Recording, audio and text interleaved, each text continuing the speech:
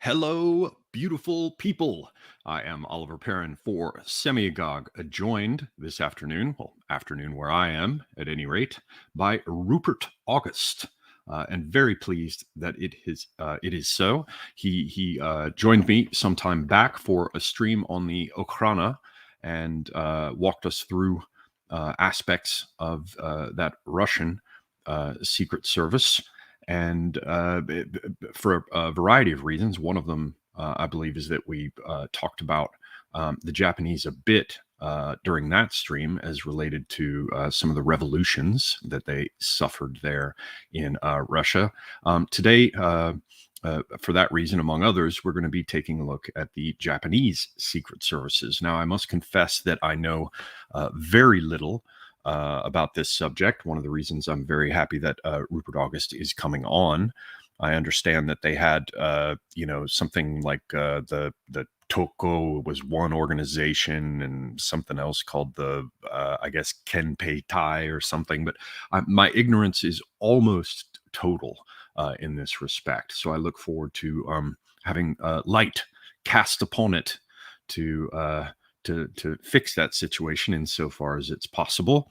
Also, this is very, very interesting from the background of things going on with Prometheanism and various Western attempts to bookend Russia in certain respects. So you had a Polish cooperation with the Japanese once upon a time, and today we see that the Poles are beginning to work with the Koreans, or at least buy weapons from them. Though I heard recently that maybe some of those deals have fallen through. I'll have to double check on that. So take that with a grain of salt.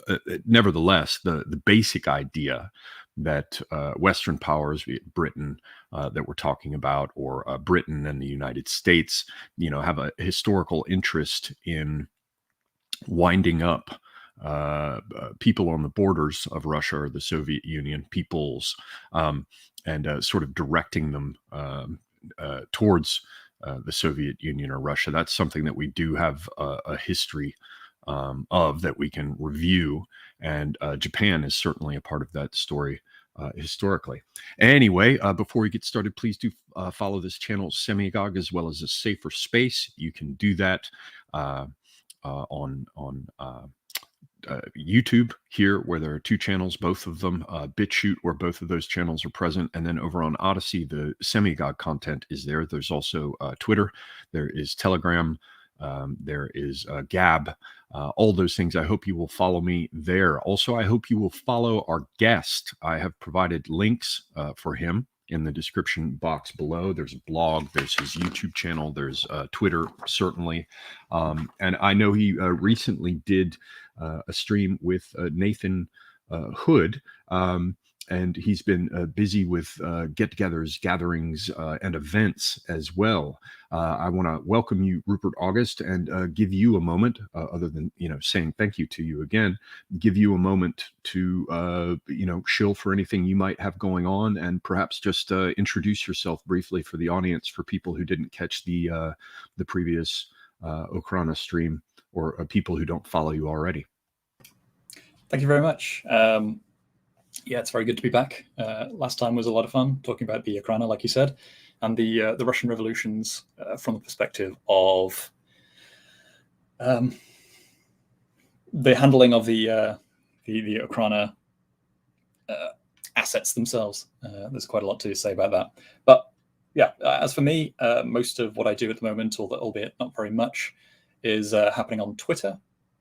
I've not really updated my blog as much as I should, but I'm also on Praxarchy. That's where I've been writing more recently, and I might make submissions here and there with things coming out, but not much I can talk about at the moment. It's all just sort of happening in the background. But in theory, if you follow my Twitter, then you'll be able to see what I've done. Excellent. Well, again, the links for that are down below, peoples. So yeah, click on them, find out more about our guest. And now, via our guest, I hope that we can learn more about the Japanese, Imperial Japanese secret services. And as I understand it, perhaps something about some secret societies as well. What are you going to be taking us through today? Yeah, so the pitch is something like, and the title is sort of reflecting of this uniquely Japanese phenomenon, seemingly, of the total intelligence state as compared to sort of the total war state, because at various points in history, basically from the Meiji period until the end of the Imperial era, although it sort of tapers off a little bit towards the end, you have a situation where almost the entirety of Japanese society, in some ways, is geared towards acquiring intelligence. This is one of the things that sort of defines the very early Meiji Restoration. Is they even had one part of their first constitution, the Charter Oath. Rule 5 goes, knowledge shall be sought throughout the world so as to strengthen the foundation of imperial rule.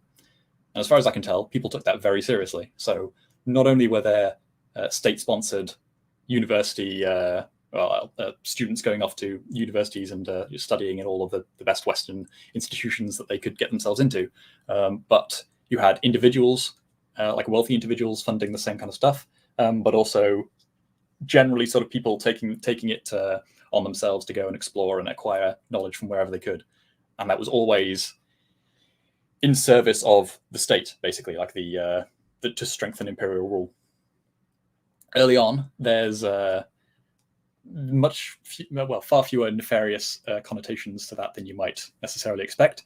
And so in some cases, quite amusingly, it almost sounds like a different world, really, when you go back to like the 1870s into the 1880s. You'd have Japanese students and even sometimes military officers who would simply just go to things like military barracks, meet up with all sorts of military men and just ask them questions, ask to have a look around, be given like a guided tour of military shipyards, dockyards, ports, all that kind of thing. And oftentimes the European powers were quite happy to oblige. And so there were all these sort of Japanese students and Japanese officers wandering around, taking notes about everything and trying to sort of come into contact and learn as much as they could. It does sort of bring to mind the cliche or the caricature of the Japanese tourist, which has certainly been current in my lifetime. You know, you can watch movies from probably as early as the 1960s.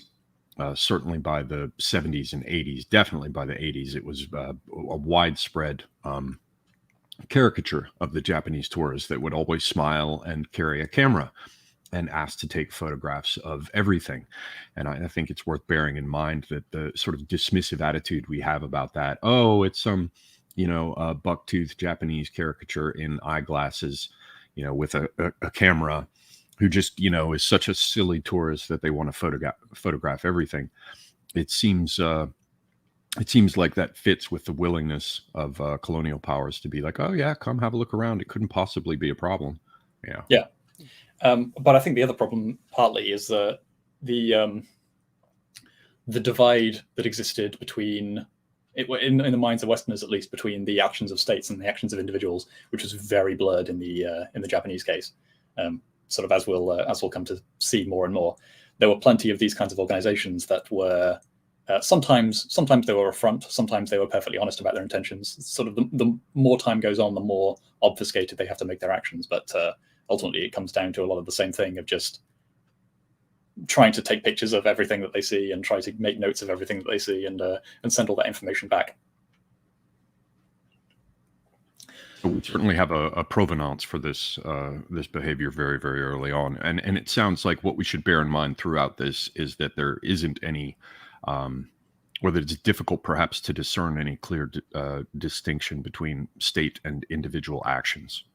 Yeah, I mean, one thing that is quite interesting, just to sort of set some groundwork in a way here, is if I had to speculate on what the reasoning behind this is, because it does seem quite unusual that there would just be so many people who are willing to get on board with this idea of working towards the collective good with no additional reason for doing so. So again, a lot of these figures were doing this out of their own pocket and doing so for the sake of the state, and that kind of thing is probably almost unimaginable for Westerners, especially today. Yeah, once upon a time, I imagine it was much more widespread, for example, in the British Empire. But yeah, it was probably on its way out by the, after the turn into the 20th century. But yes. Yeah. But so if I had to sort of try to draw it back to something, the best thing that comes to mind is called the Mito School of scholarship and learning. Essentially, that goes back to, and it's an interesting topic in itself. It goes back to a group of influential, well, not influential, quite the opposite actually, but theoretically powerful samurai and daimyo, like landowners and noblemen or whatever, who were subjected to the Tokugawa and were out of favor, but functionally sort of left alone. So they couldn't really compete properly in the normal political arenas, but they were sort of allowed some scope to do whatever they wanted. And one of the things that they ended up doing was, I think it was based out of the Mito domain, hence the name of the school, is they ended up developing this new school of thought, which there's a lot more to it, but I would call it something like an ethnogenesis of sorts. It's like a proto-nationalism, bearing in mind a lot of this is starting out in the 17th century and carries on all the way through to the 19th century and the Expel the Barbarian. I can't remember what the term was now, but there was an entire movement around it which sort of fed into the Boshin War and the Meiji Restoration. Something sort of similar to boxers getting put out by the idea of foreigners on their soil. Yes, but it was actually somewhat more successful in that it gave a lot of momentum to Meiji, even though in a lot of ways the Imperial Meiji side of that conflict in the Boshin War, that being the conflict between the Imperial aligned factions who had been out of power for X hundred years, 300 or 400 years by that point. So all the sort of outsiders versus all the people who were more closely aligned with the shogun ever since the end of the period of conflict. I can't remember, the Sengoku Jidai. So after the Tokugawa had sort of established themselves, and like I said, there was this large group of samurai and landowners who developed this sort of proto-nationalism and developed like a whole school of history which centered the Shinto religion and the emperor as like sort of things that were unifying to the Japanese and putting those at the center of Japanese history in a way that had not been done prior. And so what it meant was, there was this ready-made, almost like ideology or school of thought that the emperor could just sort of like step forward and say, yes, I'm willing to use this as a weapon, and thus he had his army basically, and he had his support base to actually attack back and get some of his power back from the shogun. But I think some of the momentum carries through into the post-imperial period, because how can it not? And so you get this massive swell of nationalism. But alongside that, you also get a large influx of Western ideas, because the humiliation has the humiliation of like the unequal treaties and everything that were signed in the wake of Commodore Perry opening up Japan by force with all his gunboats. So for anyone who's unaware, basically an American Commodore shows up with a gunboat fleet and pretty much just says Japan's going to be open now, whether you like it or not, because up until that point they'd been sort of closed up. And Japan at the time, because they'd sort of insulated themselves from most technological developments, they were completely unable to fight a mid 19th century gunboat fleet, with ironclads and the like, steamships and modern cannons of the time. But that was taken differently by a lot of different factions. So you had people who were outraged by the whole thing, and then you had people who were humbled by that, and they took it to mean that the old Japanese ways are inferior and we need to be more open to Western ideas. And some seem to have taken that a lot more to heart than others. So you have kind of like a split between greater nationalism on the one hand and greater sort of like openness to liberalism on the other. But both of these factions come together. And in either case, we could see how they would benefit from taking an active stance towards intelligence gathering on the one hand, if they wanted to protect Japan and prevent these further humiliations in the future, then intelligence gathering would be to their advantage. Likewise, if they wanted to imitate the practices, the successful practices of Westerners, likewise, intelligence gathering would be to their benefit. It's much like we saw with the ancient Japanese getting their asses handed to them by steppe horsemen. They turn around and they adopt more cavalry tactics. They adopt trousers such as steppe barbarians wore because it made it easier to ride on horseback, this kind of thing. So advantageous military practices are among the first things that are adopted by people who get hammered by those practices in the first place. So in basically in a number of different directions, intelligence gathering would serve these groups no matter which side of it they came from. Yes, exactly.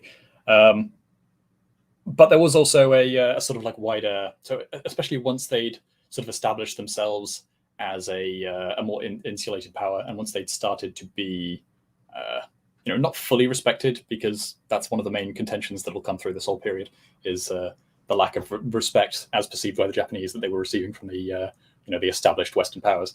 But once they have sort of stabilized their position somewhat and they're feeling a bit more confident about where they are in relation to the threats, they continue to look outwards, and they see that a lot of the neighboring sort of Asiatic powers or Asiatic peoples are being basically subjugated, colonized by, ruled by the European empires.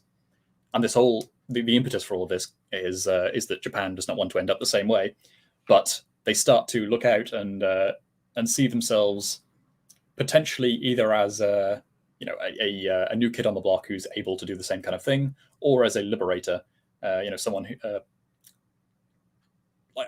a group who is like a people who is going to take the promulgations of liberalism seriously, and all that it says about the emancipation of men and freedom and peoples being equal and all that kind of thing. And they actually, some people in Japan actually take that seriously, quite a lot actually. But between these two groups, you have an impetus to go out and start freeing the Asiatics from their current colonial overlords. Something like a sphere of co-prosperity, as it were. Yeah. That's coming around. But in this early stage, you have sort of, well, I mean, yeah, it's tying these two groups together. So on the one hand, you have the Greater East Asian Co-Prosperity Sphere. You know what? Well, we'll get back around to this actually, because it comes in a bit later chronologically. But yeah, suffice to say that the Japanese are looking outwards, especially in the more civil world and the activist class, you might say. They're looking out and they're seeing all of these opportunities for either imperialism of their own or emancipation of the various other Asiatic peoples, and these two things go hand in hand. A lot of the people who are forming a lot of these early societies, like the Black Ocean Society, are people who take the rhetoric of liberalism seriously. Is one of the big things, but also quite a lot of chauvinism. And so, can you introduce these various societies better, because I don't understand how they fit into this larger picture. Yeah, so the big one that emerges out of the early years, they're called the Black Ocean Society, and they are named after the strait, like the section of water that exists between Japan and Korea. And essentially, they believe that should be essentially erased as a border, and that they should be either in union with Korea or else ruling Korea themselves. Because at the time it is being ruled by the Qing in China, essentially, but various other colonial powers are sort of like eyeing it up a little bit. But it's one of the places that hasn't been quite so badly touched by the European colonial powers at this time, albeit still under the yoke of China. So to this end, they start establishing all sorts of connections, both in China, and also in Korea itself.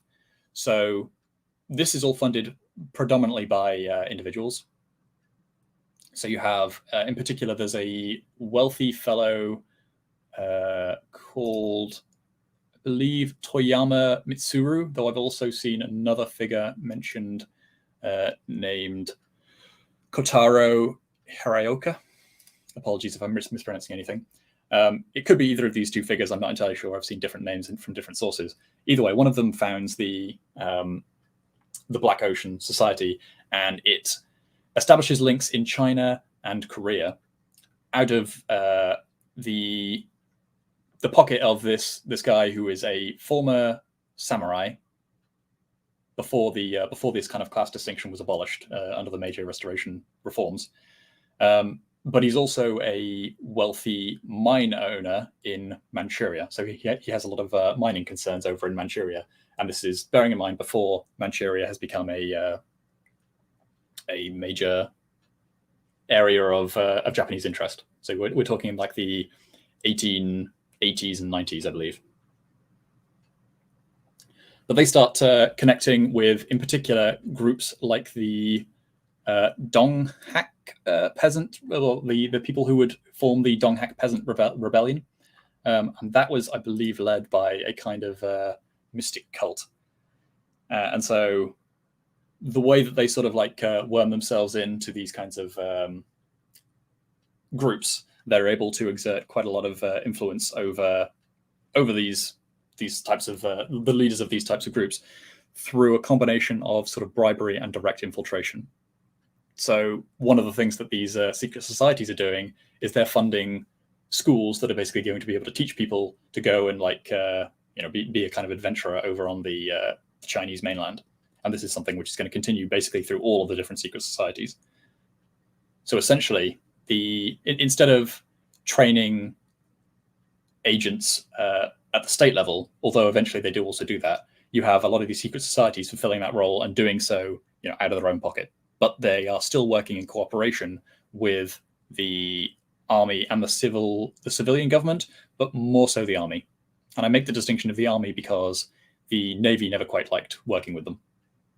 And these are two very distinct entities in the Japanese context. I'm sure we'll get back around to that because it becomes relevant later. But So they do quite a lot of things. So like I said, they make connections with some of these factions in a way that is going to make them a piece in play later, so that they can use them as a kind of militia force. But they're also doing things like setting up sort of like language schools, doing topographical mapping of the area, testing like weather conditions and whatever, learning the lay of the land as best as possible, and producing maps that would be made available to the army. And they are also trying to worm their way into the criminal underworld as well, which becomes sort of very relevant in the Chinese case because they're able to basically infiltrate the triads very successfully. And one of the first widespread studies of the triads, like in written form, is actually produced during this kind of time in like the 1880s and 90s by a guy named Hiraya Amane. And he kind of like figures out some of the ins and outs of the tea ceremonies and all of the various ways in which this has been sort of the institution has been built up. But through this inside knowledge, they're able to manipulate the triads incredibly successfully, so that a good portion of them are outright pro-Japanese in effect. And so we're still talking about the Black Ocean Society? Yes, this is all still the Black Ocean Society, but the Black Dragon Society, which is a successor to the Black Ocean Society, is involving a lot of the same top players. They do a lot of the same kind of thing. And just very, very quickly, because this is extremely interesting. They're developing their own sort of developing themselves as let's say in almost satirical quotes, a kind of NGO, right? They're a pro-Japanese nationalist, pro-Japanese expansionism NGO. It would seem to me that given the nature of Japanese society, insofar as I understand it, I don't claim to any great depth. Anyone undertaking these kind of activities would have to at least have the tacit approval of the authorities. No, I mean, so do we have any sense of whether or not this was like a kind of cutout arrangement and a degree of plausible deniability in order to save the state, and a very proud people, any possibility of being associated with underhanded things? I mean, is this a kind of cutout, a kind of plausible deniability we see here? Do you know? So at first, yes, and a lot of these groups are attempted to be kept secret for a time. But when you get to 1892, that's when these groups ended up being actually courted. So they form their own sort of nucleus of power, which is then something which can act basically independently of the civilian government and the army, but can provide services to both should the need arise. They're not untouchable by any means, and sort of conflict between them does sort of happen. But they do form something of a powerful node of power on their own. In 1892, as I said, they are actually contracted basically by one party in order to, and basically promises are made to them of a highly expansionist policy, like foreign policy, particularly towards the issue of Korea. And in exchange, the Black Ocean Society actually fairly formally use tactics of intimidation to help the party in question actually win that election. And obviously that can't help but bring them into some level of disrepute, but, well, judging by later history, they got exactly what they wanted. Yeah, so the idea is, did they back the right party, Yeah. in terms of whatever cost was associated with doing what they did. Yeah, well, in 2 years, 2 years after this, you get the first Sino-Japanese War, and this is where some of the major intelligence feelers that had been an intelligence sort of like nodes and strong points that have been set up really come into play, because the Japanese are then able to win some pretty stunning naval victories in particular. And unfortunately, I don't have as much information on this particular endeavor as I would like. But I do know from additional background knowledge that one of the big problems that the Chinese had at this time, because they were in their own program of modernization, which is not very well appreciated nowadays. We usually consider the Qing Chinese to be fairly backward and not really making much attempt to reform themselves. But in fact, in the 1890s, they were actually doing quite well for themselves, and they had a bigger, more modern navy than Japan did, actually. But Japan were able to actually use their navy in a more centralized manner. And so they would use it as like one unified force, whereas the Chinese had their fleet more or less, not quite equally, but fairly ineffectively split up and under different commands that sort of refused to cooperate with one another.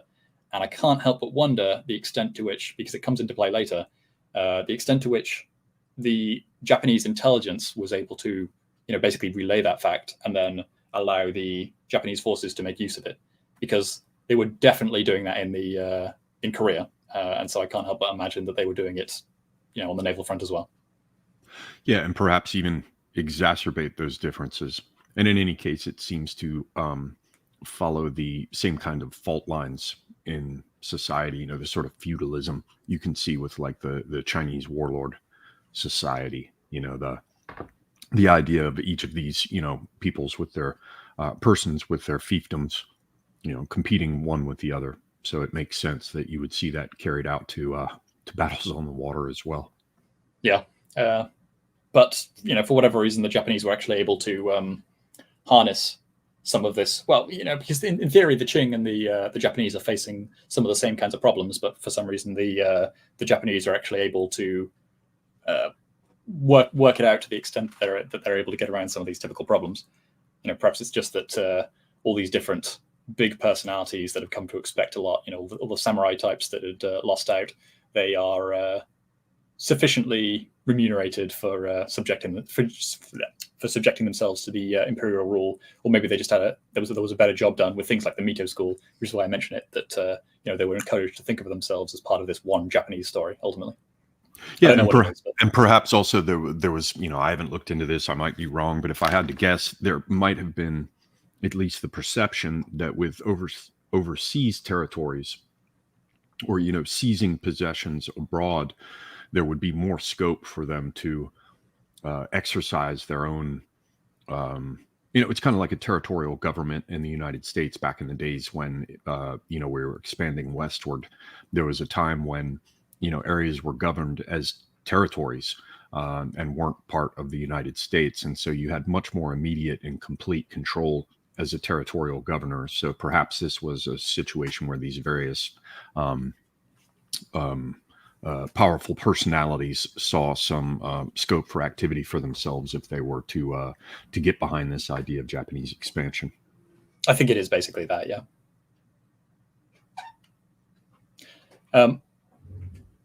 So, yeah, like I said, I don't really know the specifics of what the Black Ocean Society were doing at this time, or even particular personalities. But I know, in regards to the war, at least. So this is in 1894 to 1895. But I know that they were successful because their success is later cited as one of the ways in which they sort of leverage more influence for themselves.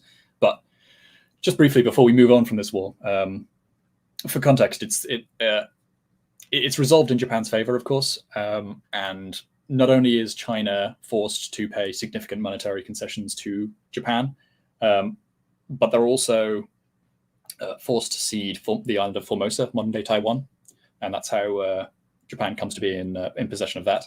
And Korea is turned into a technically it's supposed to be an independent state, but in practice it's kind of like a Japanese protectorate of sorts, just not quite officially yet, although that does come to be more official. And of course we have major sort of triad that shows Japanese influence. You got Japan itself, then you have South Korea today, and Taiwan, and of course there's huge Japanese investment in South Korea as well as in Taiwan, and now there's also South Korea in Taiwan. So you still see these sort of arrangement, but outside of the political sphere, you've still got the influence and the networks operating economically. Just figured I'd throw that out there as well. The more things change, the more they stay the same. Another thing to that I just wanted to ask is, at this early phase, we see that these societies are beginning to make a name for themselves and contributing significantly to the success of Japanese state policy abroad. At this point, is there actually are there Japanese intelligence services of their own? Or is this a stage at which we can't say whether or not there are freestanding, intelligence services? Or how do these things? We've got secret societies on one side, or at least private ones, and then we have the state itself on the other, if I'm following you correctly. And now we've gotten a taste of what was happening early on with the non-governmental, plausible deniability side of things. What was happening with the state at this early phase? Well, on the subject of the state, I think it's probably worth discussing quickly some foibles of the Meiji Constitution, because it creates some rather bizarre scenarios. Basically, you have the civil government, and then you have the army, and you have the navy, and they're all basically separate institutions from one another with no accountability between each other, because in theory they are all equally accountable to the emperor. But the problem is that if you have a weak emperor, as they did after Meiji, I unfortunately can't remember his name off the top of my head. I might have to go quickly check that. But yeah, he's ruling through the length of World War I believe, and then into the I want to say mid-20s until Hirohito comes in. But yeah, basically what that means is that you have the civil government who are, theoretically in charge of international diplomacy, but it means that they're in charge of things like foreign policy, who's allied, but also things like tax and how they can manage certain economic resources. But that becomes sort of more, well, lesser over time, basically, as the financial conglomerates called the zaibatsus sort of take on quite a lot of power for themselves and are able to exercise empires of their own, essentially. But then separately to that, you have the army and you have the navy, which are funded by the civilian government, but because of the issues of wanting to save face and appear patriotic and all that kind of thing, I'm sure you know this sort of trend well in the US. The leadership of the army can, or indeed the navy, but mostly it's usually the army, can put the state into a situation where they are de facto at war, and then the civilian government is forced into a position where they have to support a war that they didn't ask for, they didn't want, and they didn't declare. Indeed, a lot of the time, junior officers are the ones who are sort of starting this war on the ground without the civil, even the senior leadership of the army even being like fully aware and fully in control of what's going on. And indeed, you can also have like grand strategies of the army and navy being in conflict with one another, and they are only minimally actually on the same page as to how they're going to conduct de facto their own foreign policies. It gets even worse actually when Port Arthur, later Kwantung, is taken, because the army there is notoriously unruly and independent. Yeah, and it seems just from what I saw, very quickly looking into this prior to the stream, it seems that the Kempeitai, is basically a kind of police force under the Imperial Japanese army, and then you've also got the Tokubetsu Koto Keisatsu, or whatever, the Toko, which is within the Home Ministry. But then there was also the Navy had its own sort of police force. So each one of these organizations seems to have its own whole little microcosm in terms of the various state functions, and yeah, it seems like within their own territories and domains, they seized as much scope for action and power for themselves as they could get away with. It gets so bad that towards the end of World War II, I believe, they have the economy basically split down the middle, with more or less half the economy affiliated solely with the Navy and the other half affiliated solely with the Army. And there's basically they're actually doing industrial espionage on one another because they are so averse to the idea of cooperating. Wow. And so basically, as a sort of safe shorthand here, would it be safe to assume that the civilian government was the weakest out of this triad? Initially, not necessarily so, but it gets very bad, eventually. So that the army and the navy are just outright running the show, and they basically appoint their own prime ministers at will, more or less. Right, so it's closer to this sort of again, I'm weak with Japanese history, but it sounds to me like it's a similar thing with the shogunate. The idea that the emperor is weak and symbolic, and the military government is stronger. But anyway, I'm probably dragging this off in a silly direction. So we were at the close of the successes, were we not, with the Black Ocean Society and the Japanese engagement in China? Yes, more or less. But before we completely leave this issue of the Constitution alone, it's worth noting that not only were the secret societies themselves like a separate pole in all of this, so they had no necessary accountability, I should say, to either the army or the navy or the civilian government. So they can kind of do their own thing, and they can be leveraged by all of these different groups at any given time. And indeed, they can work in opposition to any number of them at any given time.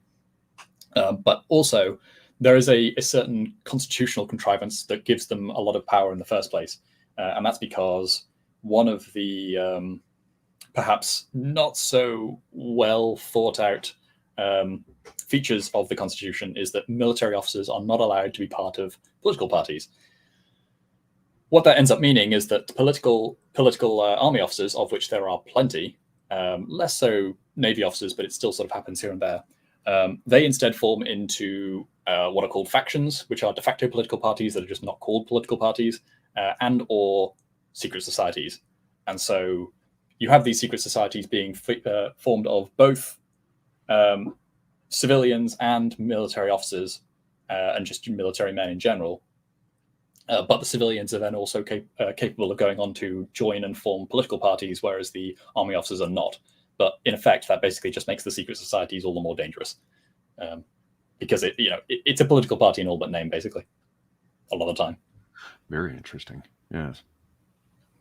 But anyway, yes, the Black Ocean Society. One more thing to mention about them and how they operated was that they actually had a de facto strategy of trying to attract or gain intelligence, and sometimes even gain assets through appealing to the vices of various figures. So they were working in cooperation with the Yakuza oftentimes. I can't necessarily tell to the extent to which they were doing this actively, but certainly it seems to have inspired a good amount of their tactics. Where basically they would have their own operated brothels, bordellos, and gambling dens, and all of this kind of thing, and they would find whatever vice weak spot any given figure that they want to target has, and then try to sort of go to town until they can either extract the information, the leverage, perhaps financial leverage if it's a gambling den and they accrue debts or something, or alternatively just get some kind of blackmail on them, so that they can try to force this person into, usually a figure of the triad, into doing what they want. Right, and so that fits with their activities with the triads as well in China, and it fits indeed with the larger picture of intelligence services, always deeply overlapping with organized crime. Yeah, exactly. But it does create the situation sometimes where funds that are being allocated by the central Chinese government in order to, in some way fight against the Japanese, are actually being funneled. So the corrupt practices leads the various officers and whatever to pocket the money, spend it in some kind of gambling den, and then all of a sudden it's being used in the aid of this money is being used in the aid of Japan against China. And this kind of situation happens a lot, it sounds like. Rather ironic, yes. Yeah, exactly.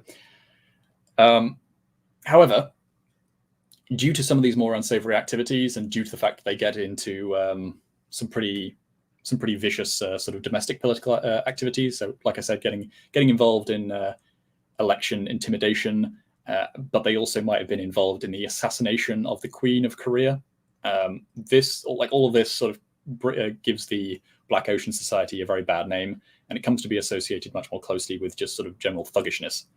And so a number of the top figures from the Black Ocean Society split themselves off, probably helped by the fact that they've achieved their main aim as well by asserting themselves in Korea and sort of like establishing their presence in Korea. And they go off and form the Black Dragon Society, among a few others, but the Black Dragon Society is the sort of main one. And that's probably also the sort of most famous one, the one that, if anybody has any knowledge of the subject, that's probably who comes to mind. Yeah, sadly, this is a situation where I don't know much. I don't know much about any of this, so I'm just keeping up. Yeah.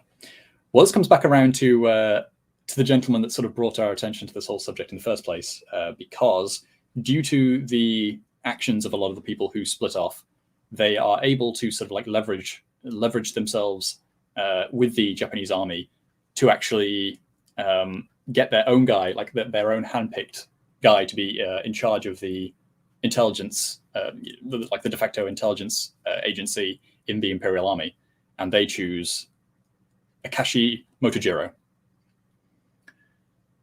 And it's additionally sort of on their stipulation that he be given his general sort of like modus operandi that he is given, like his briefing and his parameters of action, because they insist that he should be a figure who is able to roam as he please, goes to whichever capitals he wants to, and make connections with any number of sort of like revolutionaries and potential intelligence assets that he wants to.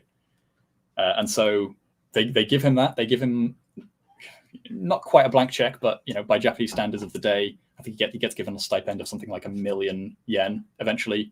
Looking forward a little bit, but yeah, eventually that's where he is. and he gets to spend that basically however he wants. And he's only got accountability to the general staff of Japan, I believe. He doesn't have to, operate in any kind of chain of command or anything. And he operates in close cooperation the whole time with the Black Dragon Society. Interesting. So that's very much a part of established history, that the Black Dragon Society was instrumental in getting him into the position. It kind of like the old gangster trope, about how the Godfather is going to send one of his kids or cousins or whatever to go become the police chief. Yeah, basically. Okay. I believe that's established, but yeah, it's difficult. It doesn't show up on Wikipedia. Take that as you will.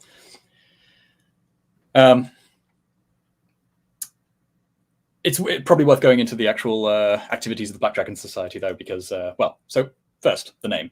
The characters that are used by the to form the name, the Black Dragon Society, are the same ones as are used to denote the Amur River, which is the river boundary between Manchuria and Russia. And this is, similarly to the Black Ocean Society, it's kind of like an allusion to where the Japanese, where the people who were involved in this movement think that the border should be. So they are in favor of extending the border, extending the reach of Japan to go into Manchuria and also into large parts of northern China. Though this sort of varies by who you're talking to. It's at this point still a fairly big tent camp. You still have all the liberals involved, and they're still sort of viewing it under the purview of liberating the Asiatic peoples from some kind of more tyrannical rule and into the benevolent clutches of the Japanese state. Most of what they end up doing in the early days, especially, and that covers this is probably quite largely dictated by the guy who actually founds it. So that guy's name is Ryohei Uchida. And he sort of makes a name for himself teaching martial arts in Russia, predominantly, a little bit in China, I think, but mostly in Russia. And so this being because basically everybody in Japan at this time is aware that Russia is going to be the main enemy.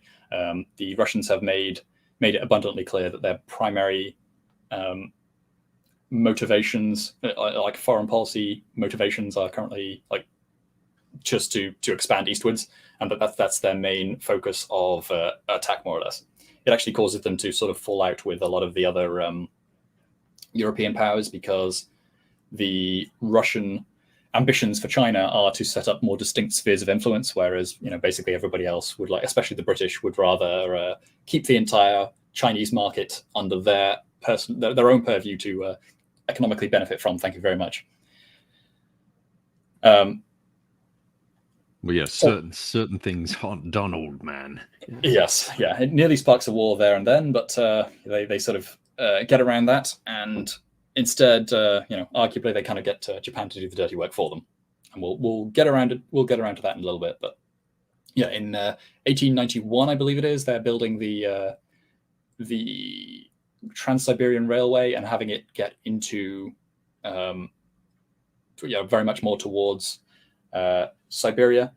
And yeah, this is done towards Siberia and the Far East, I should say, towards Manchuria. And I believe they even established that might even be the year that they actually start establishing the railway concessions in Manchuria itself.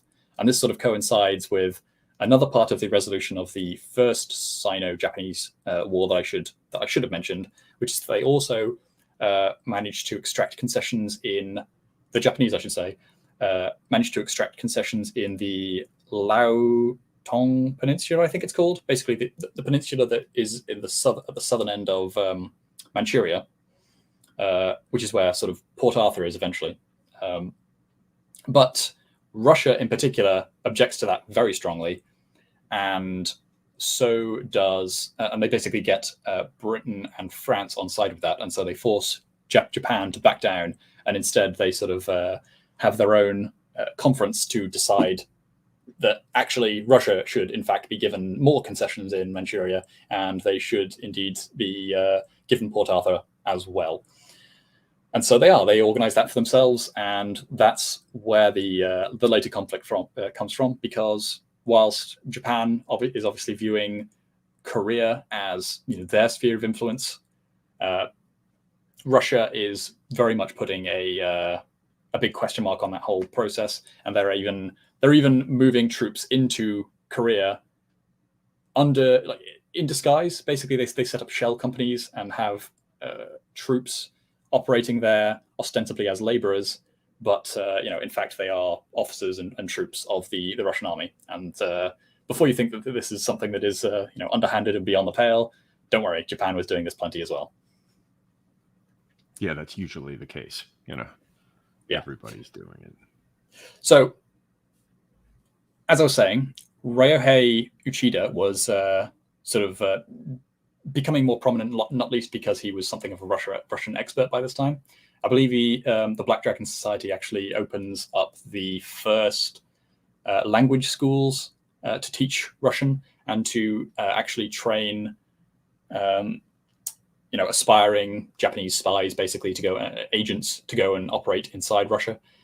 And this is again coming out of the pocket of private donors and whatever funds they were able to either inherit from the Black Ocean Society or gain through the assets of the Black Ocean Society, like the aforementioned bordellos, brothels, gambling dens, etc. But at this point, they're also, because they've developed so much more of a close relationship with the Japanese army, like I said, they're also able to actually start getting money directly from the army. It's not exactly a lot, but they extract a fee for their services, or sometimes anyway, for their services in Russian language intelligence. So I believe they sell maps of places like Outer Manchuria around Vladivostok and such to the Japanese army, and they are also able to offer scouting services as well, essentially. But the way that this is still happening is through, for one thing, martial arts schools. So they start becoming a big thing culturally at this time. Little do most Russians seem to know at the time, but this is entirely a front. It seems to me anyway that this is basically entirely a front for Japanese spies, basically. So you have all of these people going in as martial arts masters, and they're actually just there to spy. Yeah, it kind of puts me in mind of the big explosion starting on the West Coast and in places like Los Angeles and San Francisco, the big explosion of martial arts madness in the United States, and all these martial arts teachers who had to come over, or even Confucian societies that the Chinese still run in association with universities and educational institutions. Yeah. Or even the Tekke brotherhoods that you would see in the Balkans that the dervishes out of Turkey ran. Yeah, it's the more things change, the more they stay the same. Yeah, exactly. The other thing that they end up doing though is so this isn't the only kind of front that they're using. It's not just martial arts schools. It's all sorts of things. So one of the other most popular fronts that they decided to use was, and this is all over the place, I should say, photographers, basically like private photographers. And a lot of them seem to have specialized in military photographs, funnily enough.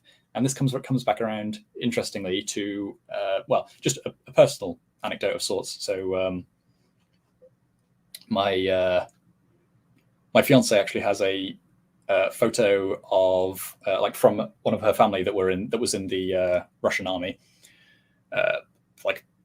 around this kind of time, and she was telling me a story about the Japanese photographer who was just like a one-man band in the region. And after reading this, I've come to realize, he was probably actually there as a spy and reporting back on troop movements to the Imperial Japanese staff. Yeah, and today I'm sure that half of the people celebrate it as, hard-hitting magnum photographers. It's the same kind of thing, the one does journalists and photographers. I'm sorry? Yeah, I was just saying, one does wonder. Yeah, yeah, or doesn't wonder at all, but can't prove it. Yeah, exactly. I believe it's at this time, or possibly a little bit later, that we also start seeing the contact between various members of the Black Dragon Society and the Muslims, because they so that in particular it was the Muslims of the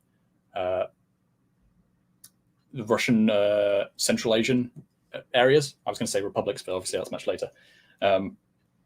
Essentially, they identify the Muslims as sort of one of the weaker links of the Russian Empire, and that if they could make sufficient contacts there, then they might be able to turn that into some kind of like advantage in the vague future.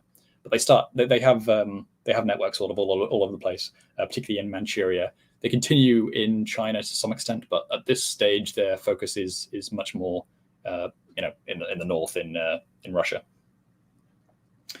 But by the time that it comes around to the conflict escalating, basically,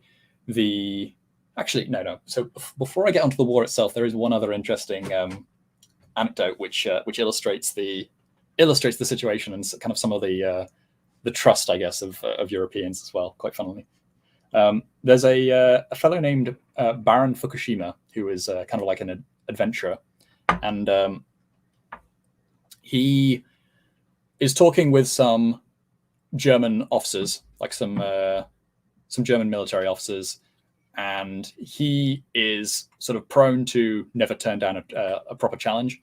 And so he's also known, I should say, as an accomplished rider and horseman.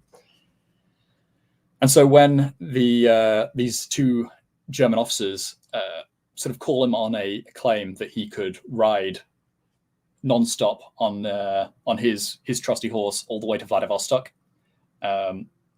they sort of he takes them up on the challenge, basically, and he endeavors to do so. And this is such a spectacle that not only does he gain a lot of renown from it, but also the Russians let him through. But funnily enough, he was spying the whole time, basically, and so he's able to give a very detailed account of quite a lot of Siberia, and basically all the different places that he travels through when he actually reaches Japan again. And like I said, in the process, he's also able to gin up quite a lot of respect by the British, and he even becomes quite instrumental in the signing of the Anglo-Japanese Alliance Treaty. Nothing quite like a spectacle as cover, to conceal by revealing. It's an interesting guy I met who went from Xinjiang, China, all the way to the Dardanelles as a highly publicized thing in the mid '90s. Sponsored by a Turkish ceramic company, and they just traveled the old Silk Road on camels, and he documented everything, on video, because he's a documentary filmmaker. Yeah, very, very, very, very interesting stuff, how that just works the same way over and over again. But do you happen to know this guy rode on a single horse? He didn't have other mounts to switch out? No, apparently it was just on the one horse. Good gracious. Yeah, one wonders the state of the horse after that, but apparently he was quite fond of it, so he probably didn't ride it to death. Right. Very interesting. Sorry. Yes, go ahead, please. Yeah. So essentially, various incidences like this.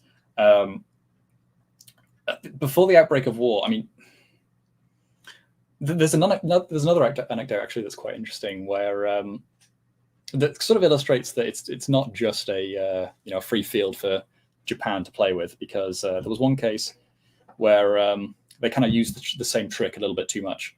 They sent two actual Japanese officers as essentially, I think one was a clerk and another one was some kind of like some lowly bureaucratic station.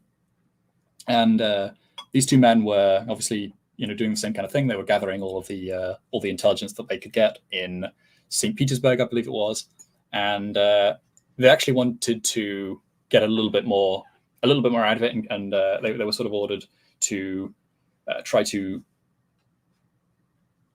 basically, I don't know whether it was to sell the disguise even more, or just gain greater access to intelligence, but they one of them was to marry a local Russian woman, and so he did so. They organized that, and they were due to get married quite soon, and one was due to be the groom, the other one was due to be the best man, and then all of a sudden they all get arrested on charges of espionage.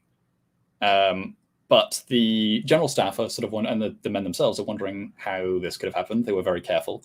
But then it turns out that the woman was actually herself an Okrana agent.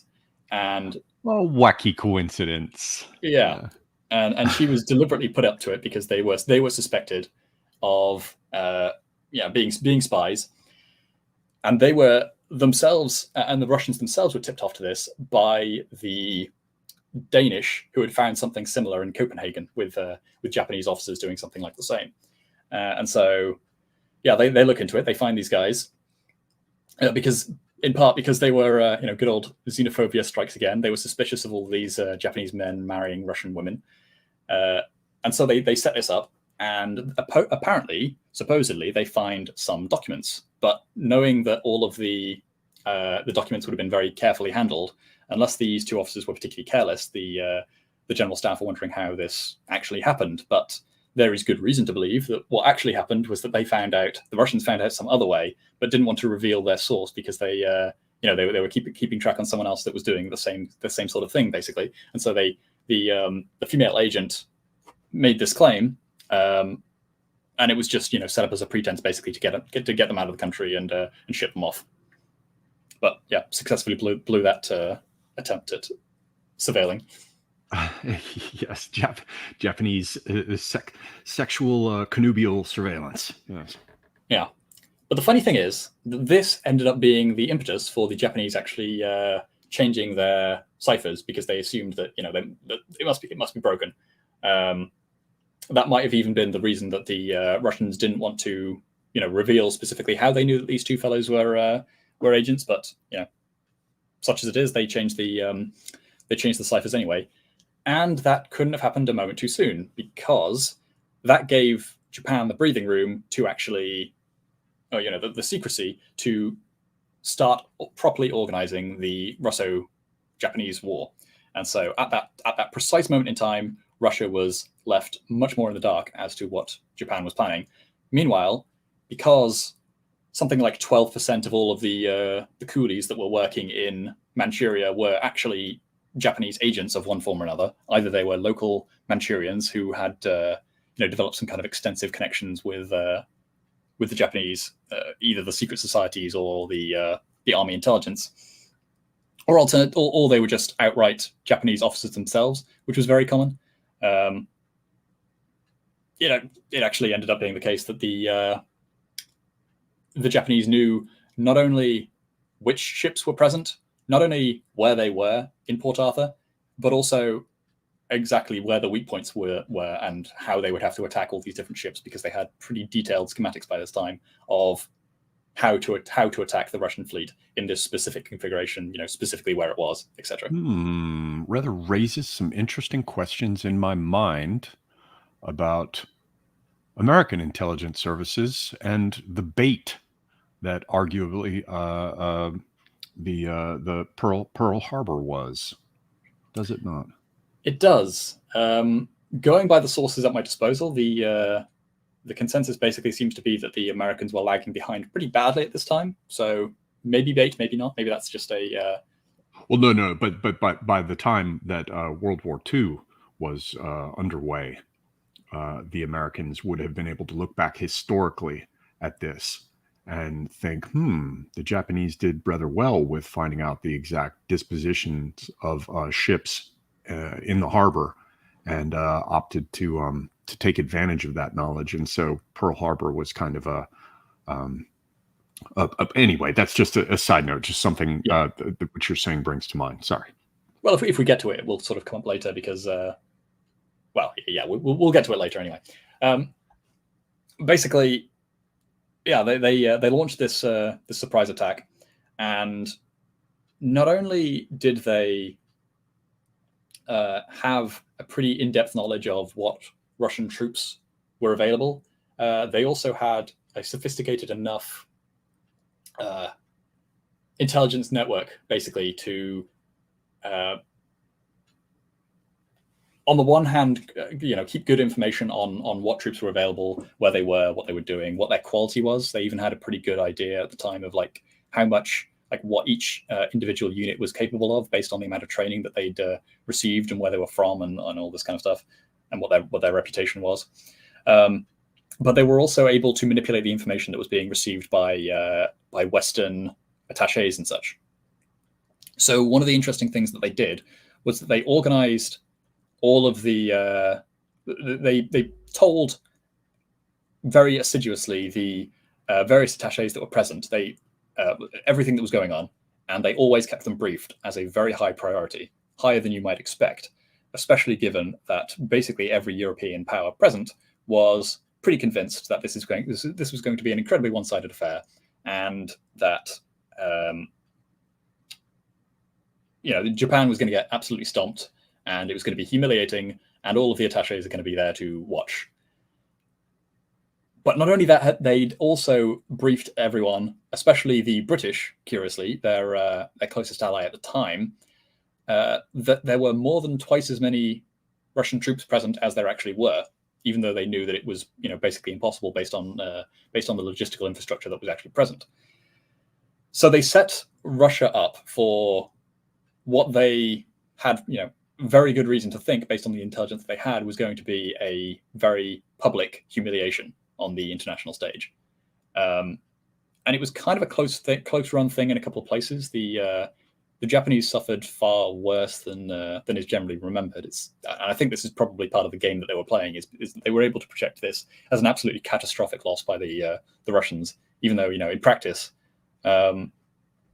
the Japanese actually suffered pretty badly, both financially and in terms of manpower losses. But it was sufficient, because they not only outperformed expectations, they actually ended up winning the war in the field.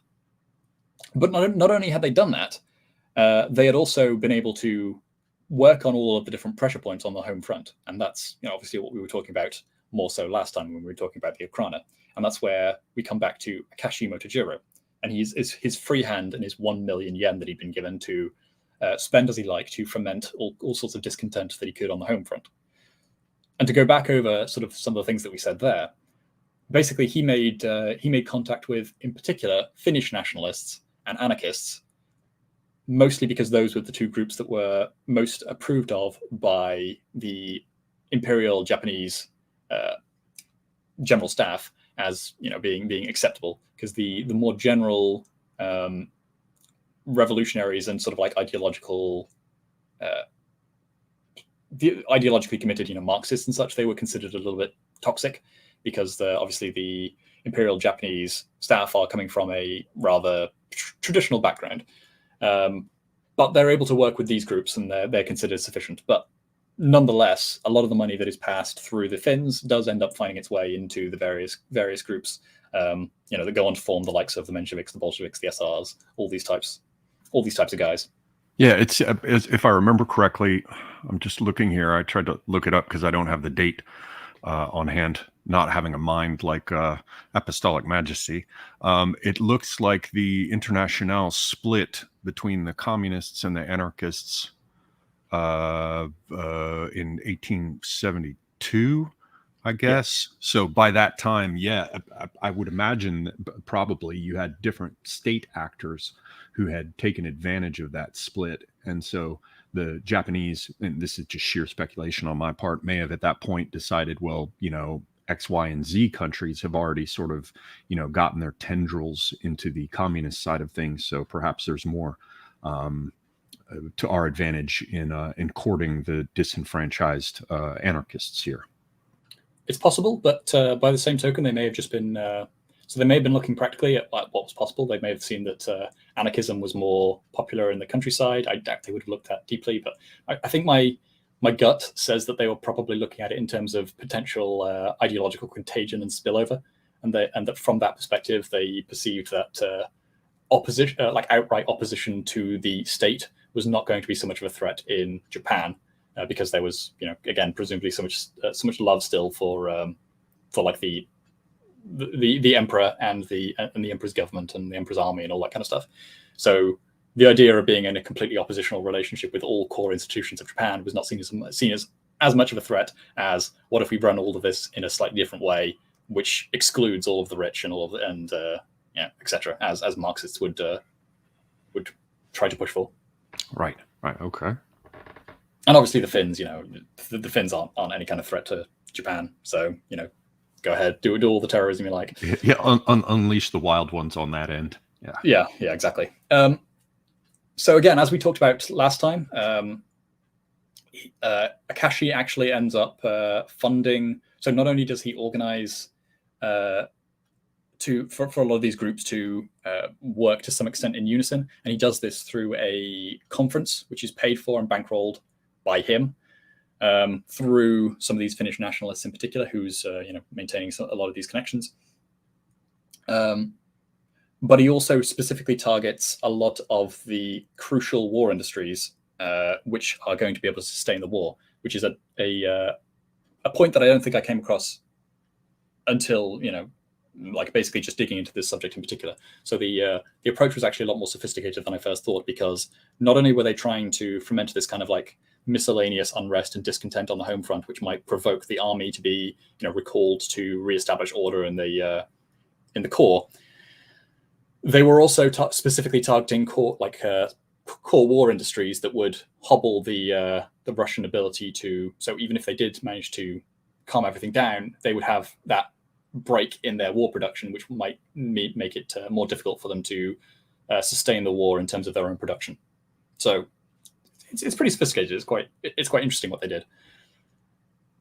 Not only that, though, they actually managed to do all of that under budget, which is something you don't hear about much with governments. Yeah, or intelligence services today. Yeah.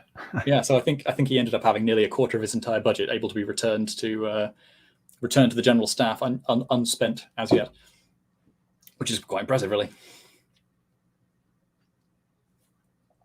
But through the course of the war, what they find is, again, going back to this Central Asian angle, they really start to focus in on this, because one of the things they're particularly impressed by during the war is the Japanese are impressed by during the war is the fighting acumen of the Turkmen, who supposedly acquitted themselves very well, and so they sort of hone in on the Turkmen as being a potential avenue for not only Muslim disenfranchisement with Russia, using the Muslims as a cudgel. So going back to some of this sort of Prometheanism angle, just like how do we use the various minorities of Russia to try to tear the state apart and have it sort of work against itself to some extent. They do this through the Muslim angle, but they also do it through the specifically Turkic angle. And so looking forward a little bit, one of the things that they end up doing is that they actually seed quite a lot of the Turanian thought and organizations which support sort of like Pan-Turanianism. In particular, I saw the claim that the Turan Society and the Grey Wolves were both actually founded at Japan's behest and originally coordinated from Tokyo. Pretty significant, given that some of these organizations, both of these organizations are still actually, to some extent, important today. But again, you won't find that on Wikipedia, so take that as you will. What else about this war? Okay, so the other thing that really comes out of the Russo-Japanese War is the utilization of guerrilla fighters. So, as sort of previously stated with the Koreans, the Black Dragon Society are able to make some pretty tremendous use of various bandits, essentially, Manchurian bandits. And they actually encourage this whole movement, and they fund it quite significantly, but they guide it in a very pro-Japanese direction. Because at this point, there's a couple of things that have happened. For one thing, the distinctions between Manchu and like Han Chinese have been erased, and so the Manchus have been largely dispossessed of their sort of like ancestral privileges in Manchuria. Basically, previously to that, the Han Chinese could not migrate to Manchuria. So that was it was a purely sort of Manchu stronghold.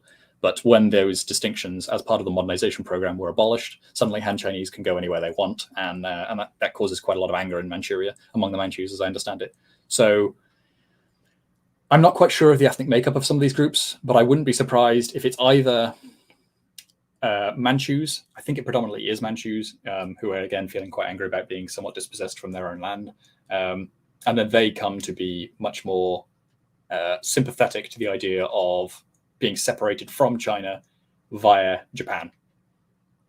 But again, this is still at the time where the liberals and the imperialists are on the same page, but we're kind of getting to the end of where that relationship will begin to sour, and you'll sort of have some internal disagreements there. But for now, still on the same page.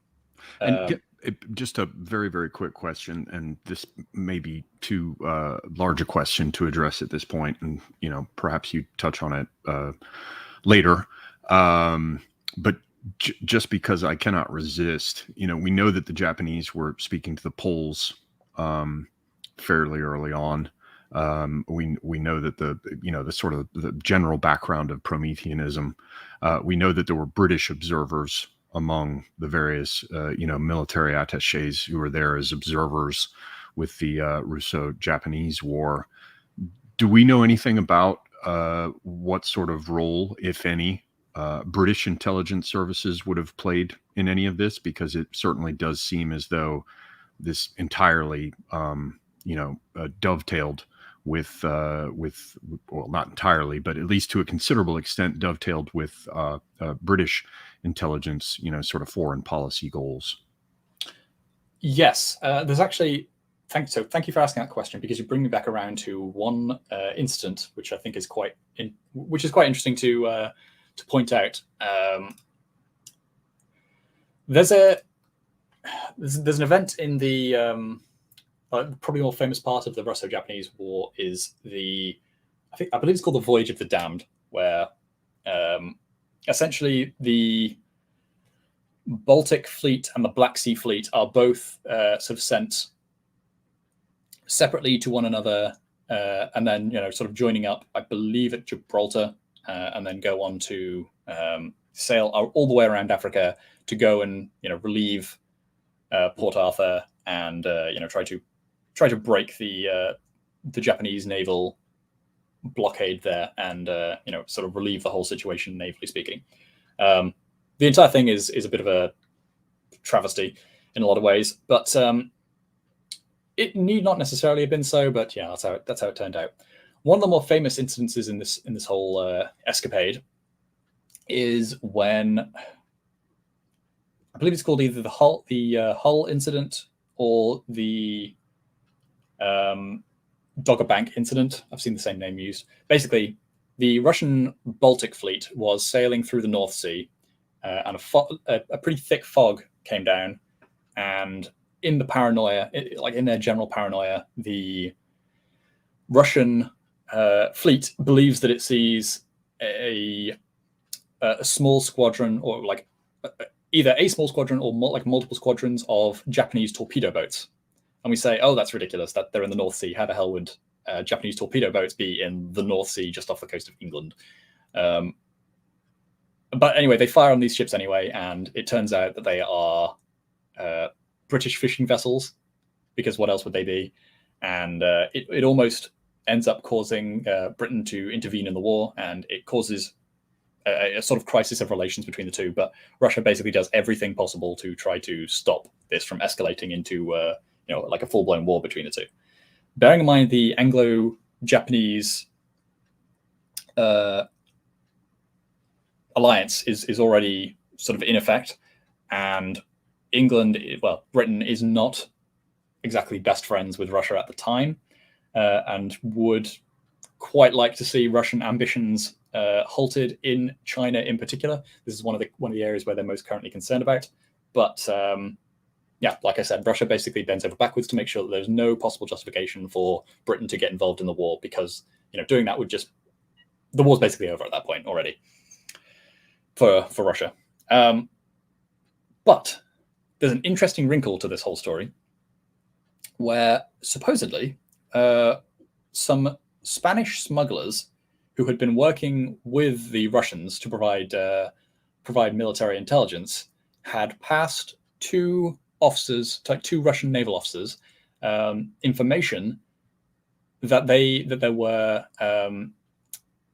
Japanese torpedo boats in the area. So they were actively on the lookout for an attack, rather than just sort of guessing out of nowhere that, oh, there's some ships, they must be Japanese torpedo boats. No, they were actually expecting this at this particular time.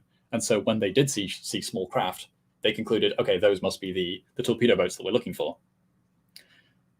The reason that the reason given as for why this is sort of something that is hushed up and not really talked about by either side is, so for one thing, it makes the Russian intelligence services look like a bit of a joke. So apparently, before this incident could be properly verified, the two Russian naval officers themselves end up being executed for one reason or another. I can't remember exactly what it was. So they don't get to sort of tell their story anymore.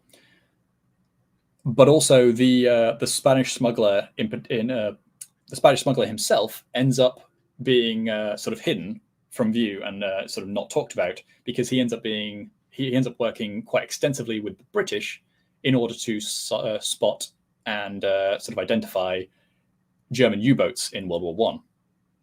And so they keep his identity a secret and sort of try to bury the whole story that he was ever involved.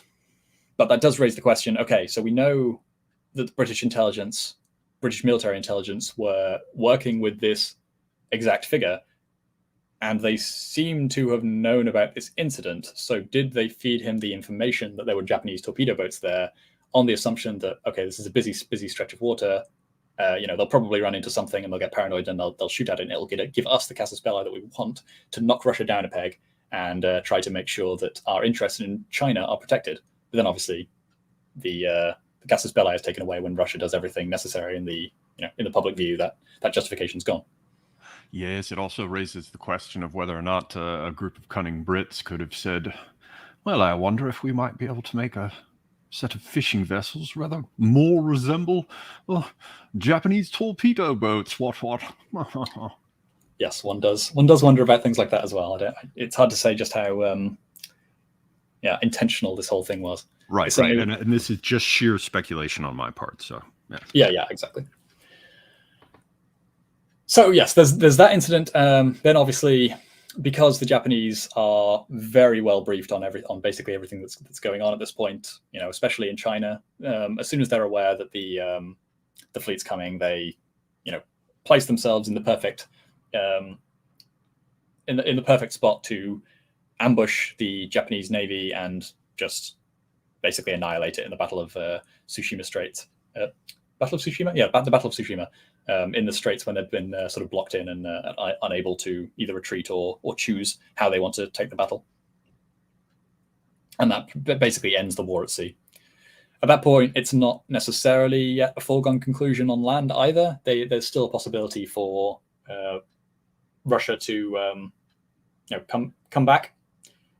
But the Battle of Mukden kind of a combination of the Battle of Mukden going somewhat badly for the Russians, despite again inflicting very heavy casualties on the Japanese, and then all the trouble at home means that Russia is kind of looking for a way out of the war, and that's more or less that. But like I said, as I sort of never quite fully got to, the Japanese had already been sort of well on their way. On the one hand, generating a kind of like legitimacy for themselves and compliance in Manchuria through the various like guerrilla groups and bandit groups and whatever that they'd been cooperating with, but they also end up harassing and gathering information on the Russian troop deployments that are brought into the region. I believe they do some sabotage here and there, and attack columns and messengers and all that kind of thing. And yeah, ultimately they make a nuisance of themselves and just try to hobble the Russian army at every possible at every possible turn. And so that covers the Russo-Japanese War. So that's the first few years of the first decade of the 20th century. And where does that then take us? What happens in this period between 1905-ish and the outbreak of the First World War? I really know nothing, almost nothing or nothing about this period and Japan's role. So this is where a lot of the internal conflict comes in that I've been alluding to this whole time. Basically, during the deliberations on what will happen to Korea, I believe it's in 1910 or 1911, something like that, that the formal annexation of Korea is carried out by Japan. And this causes a major internal schism, not only in the Black Dragon Society, but to some extent in the the wider secret society arena at large, because there's a definitive break happening between the liberal vision and the imperialist vision when Korea is not brought into union with Japan as a co-equal partner, but they're actually a subordinate entity that is outright ruled as a province of, or like a colony of, Japan. And to some extent, this had been simmering beforehand because obviously they'd already annexed Taiwan. But with Korea, it really kind of comes a lot more into focus, and this is what there are severe internal disagreements about. But it's also where the rivalries start coming out and the daggers start coming out, both literally and figuratively. So in the various magazines and publications that the Black Dragon Society is putting out, you have a lot of sort of debate going back and forth, and it gets pretty heated. And you get liberal type figures becoming sort of more disillusioned and like retreating from these types of organizations. But then you also get a sort of like radicalization of a lot of the imperial faction towards, kind of like settling scores more more directly. It doesn't get too bloody yet. That comes in a little bit later, but it's definitely there. You definitely have like these this sort of like civil war within a lot of the intelligence community already sort of in full swing at this point. And does that civil war break out along the basic lines that we sort of sketched earlier with the civilian administration, what we're calling tongue-in-cheek the NGOs, like the societies, and then the army and the military, or does it subdivide further? No, so it subdivides predominantly between the imperialists and the liberals. So the liberals have, as I was saying earlier, have the vision of Japanese imperialism as something which is like an emancipating force, and it kind of like wants greater cooperation with the West in some ways as well. And so they're bolstered by things like the alliance, the Anglo-Japanese alliance, which is kind of like bringing them more into the like the proper international system. And the liberals are sort of bolstered by this idea that yes, we can work as a great power and a co-equal partner with the rest of the civilized world. We can negotiate on the same page as them. Is there anything to indicate whether or not the British, and this isn't me just coming down on the British, the United States at this point was also a major player in terms of Pacific policy, and in some respects, I get the impression that the Americans coordinated with the Brits in this. So it's certainly not all the Brits, but Britain did seem to have had, or does seem to have had, some role in propping up Japan, in creating the sort of the bookend on the eastern side of Russia, much in the same way that the United States uses Japan to bookend China, in terms of the first island chain and Pacific strategy. It does seem that there was a strong British interest in doing what it could to direct Japan in a particular direction. So then you have Japan with its, to some extent, unexpected success against a more or less European army, And so that would sort of be the moment that they're experiencing such success that that the sky seems to be the limit. That's when everybody, sort of leans into it and says, wow, this could really go somewhere. So at that point, presumably, you would see tensions breaking out in Japan in terms of factions that would want to go in the direction, for example, of Britain would like to see Japan go internationally, and then perhaps hardliners who would want to take it in a, say, more traditional and hierarchical direction. If you can even talk about tradition at this point with what's happening, massive transformations of Japan. At any rate, hopefully it's apparent what I'm asking about. Is there some parallel in terms of foreign interests wanting to see Japan go in a more liberal direction, and the tensions that we see breaking out? As far as I can tell, no, there's not that much concern about the internal politics of Japan. They're mainly just concerned with the sort of foreign policy and grand strategy.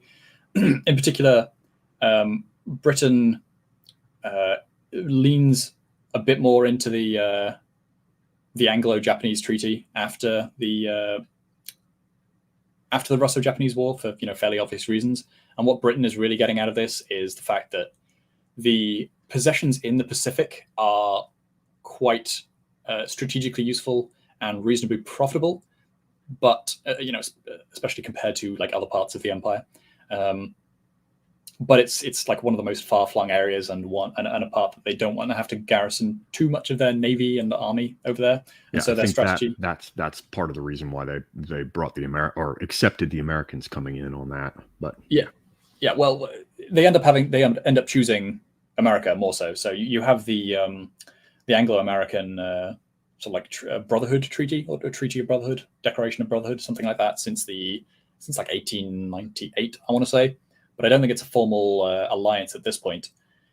Instead, they are sort of sitting more on the side of Japan, not least because Japan is taking a lot of naval influence, both in terms of doctrine, ship design. They even purchased ships directly from Britain, but also just in terms of like personal contacts as well. There's a lot there that binds Japan to Britain.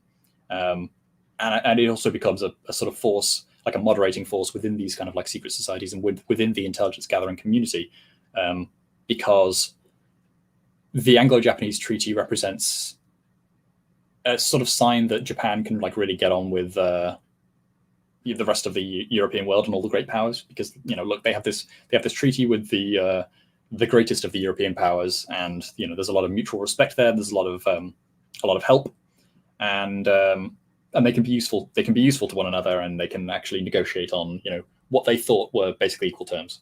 That sort of turns out not necessarily to be the case later on, judging by sort of later actions. But that is the perception, and that is kind of what leads a lot of figures, especially in the civilian government and the navy, but also parts of the army, to lean very heavily into this like cooperation angle, especially with the British.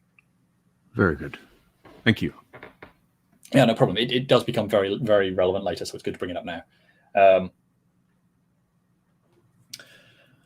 So what else is happening? On top of this, this is where some of the Pan-Asian or the Pan-Asianism comes out really in force, because and where like the anti-colonial aspirations. And this is kind of interesting to note, especially at this time, because I wouldn't go as far as to say that things like Maoist third world theory and like Maoism in terms of like anti-imperialism comes from this kind of thought. I wouldn't go that far, but it's certainly interesting to note the parallels at this early stage, because in the interwar stage, but they've kind of been doing a little bit of this even prior, based on the connections that they made in China in the late 19th century.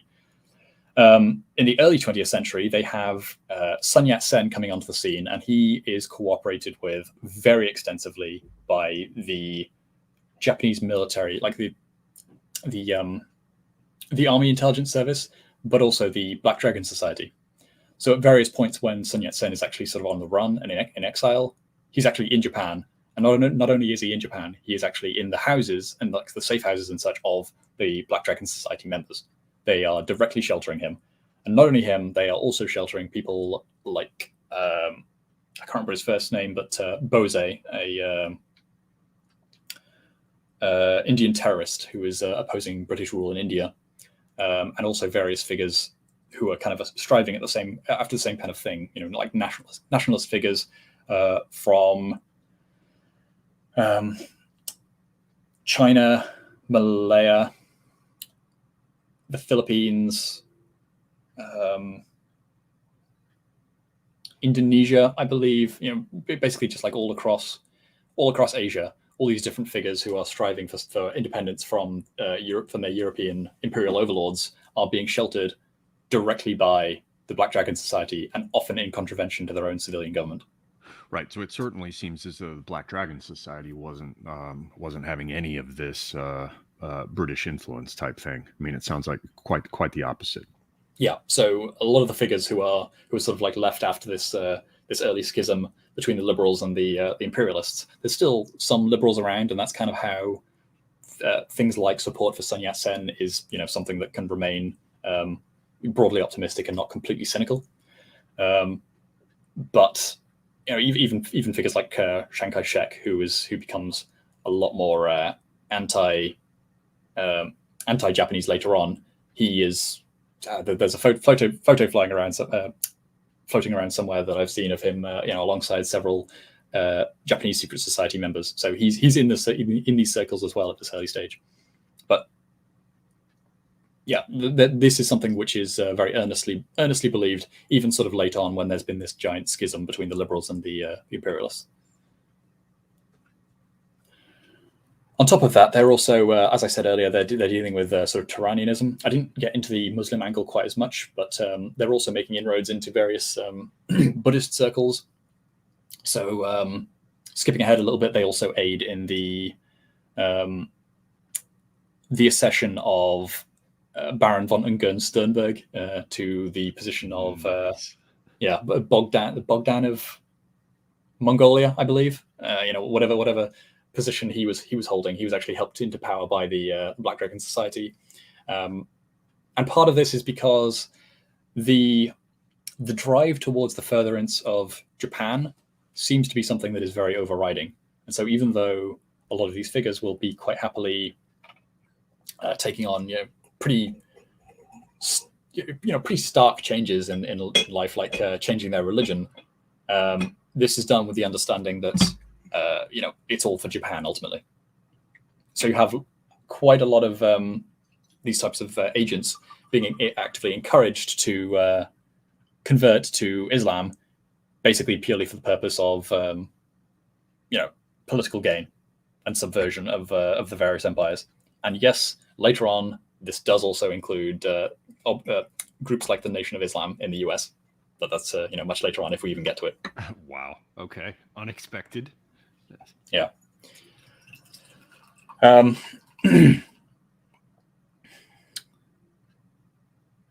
So they bolster Turanianism. They bolster sort of Islam against. They bolster Turkic nationalism, and they bolster Islam as a political force, which it hadn't necessarily been up until this point, I don't think, because this is even, I think, preceding Lawrence of Arabia trying to generate his sort of pan-Arab nationalism, with a bit of Islam under it to work against the Ottomans. Right. So this would be a very early exploitation of that opportunity on their part. Yeah, again, interesting because it shows, very close attention to what's going on in these other countries and where the fault lines lie.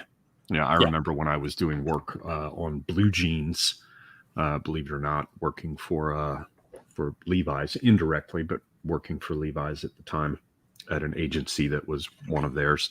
And I remember I came across stuff produced in China for the denim industry, and it included this whole sort of background on the rise of denim in the United States, going back to cowboys and the earliest types of denim that were produced, overalls and the rest. And I was like, man, this is pretty sophisticated shit for the Chinese textile industry to produce like a book that includes a whole section that is the history of denim, And I think it's certainly the case that in the West we still tend to think of ourselves as the only ones who get heavily, anthropological in analyzing the behaviors and culture of competitors, opponents, or enemies. And yeah, that particular anecdote of mine, and certainly no less than all the things that you're laying out here, sort of give the lie to that assumption. Yeah, there is that, but what also comes to mind is this sort of like underwriting implication through all this that almost certainly a lot of this stuff is currently happening with China, or obviously there's a much more focus on it now, so probably less so. The Chinese are under a lot more scrutiny, but I am almost certain that the same kind of approach was being adopted by China, albeit a bit later than Japan was. Like this idea of like the total intelligence state. Yeah, no doubt. Yeah. So where are we up to? Okay. They shelter figures like Sun Yat-sen, the Black Dragon Society, and they help to actually direct things like the Xinhai Revolution directly from not Tokyo itself, because I believe the Tokyo military intelligence, the army military intelligence in particular, is welcoming to the possibility of like overthrowing the Qing, but they're not, especially with their guy, but they're not quite ready for it when it happens. But it does sound as though there were various figures on the ground who were sort of like encouraging the idea that this happened basically as soon as possible, and they were actively activating all of their various assets around the country, and pressing on the various warlords that they had in their in their employ to help out, basically. So in particular in Manchuria, where they're exerting most of their influence at this time, I believe that's one of the areas that is surprisingly anti-Qing. Don't quote me on that, because I'm not too au fait with the Xinhai Revolution, but I believe that was the case because they had so many tendrils into that area. But in any case, there was a lot of money and an absolutely extraordinary amount of Japanese arms that were finding their way into the rebels, finding their way into the hands of the rebels, and a lot of not the entire revolution itself, but a good proportion of what was happening, and especially the assets that were being put behind it, was directed from Tokyo. And the reasoning is, again, because people like Sun Yat-sen, people like Chiang Kai-shek were somewhat in the employ of well, not in the employ per se, but in very active cooperation with the Japanese, and especially groups like the Black Dragon Society. But I know for sure that a lot of the triads were heavily leveraged in the Xinhai Revolution to actually aid the rebels, and that was done through a combination of Sun Yat-sen's own intelligence networks, because obviously one of the things that he'd been doing quite actively is not just sort of sitting himself as an asset of foreign powers and foreign secret societies, but actively developing his own infrastructure for that. And so although he was quite friendly with the groups that were supporting him, he was kind of trying to establish himself simultaneously as like his own pole that could exercise his own power. Nonetheless, the triads, like I said, are some of them are aligned with Sun Yat-sen himself. Some of them are aligned with the Japanese. The end result is that basically they're almost all coming to the aid of the revolution. But not only that, a lot of these secret societies that were already extant, because obviously we know groups like the Boxers were themselves like a kind of secret society with political aims. There were plenty of these sort of floating around in China at the time, and one of the things that the Japanese became extraordinarily good at, I think the Black Dragon Society in particular was very good at this, was that they were very good at flipping a lot of these or infiltrating them in a way that allowed them to turn existing secret societies directly to their own gain.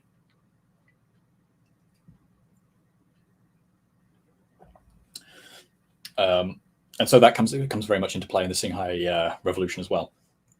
But then a funny thing happens after the Shanghai Revolution, because initially they had been opposing figures like what's his name, Wan Shikai, who was a major warlord under the Qing, and then, well, afterwards I'll get into it shortly.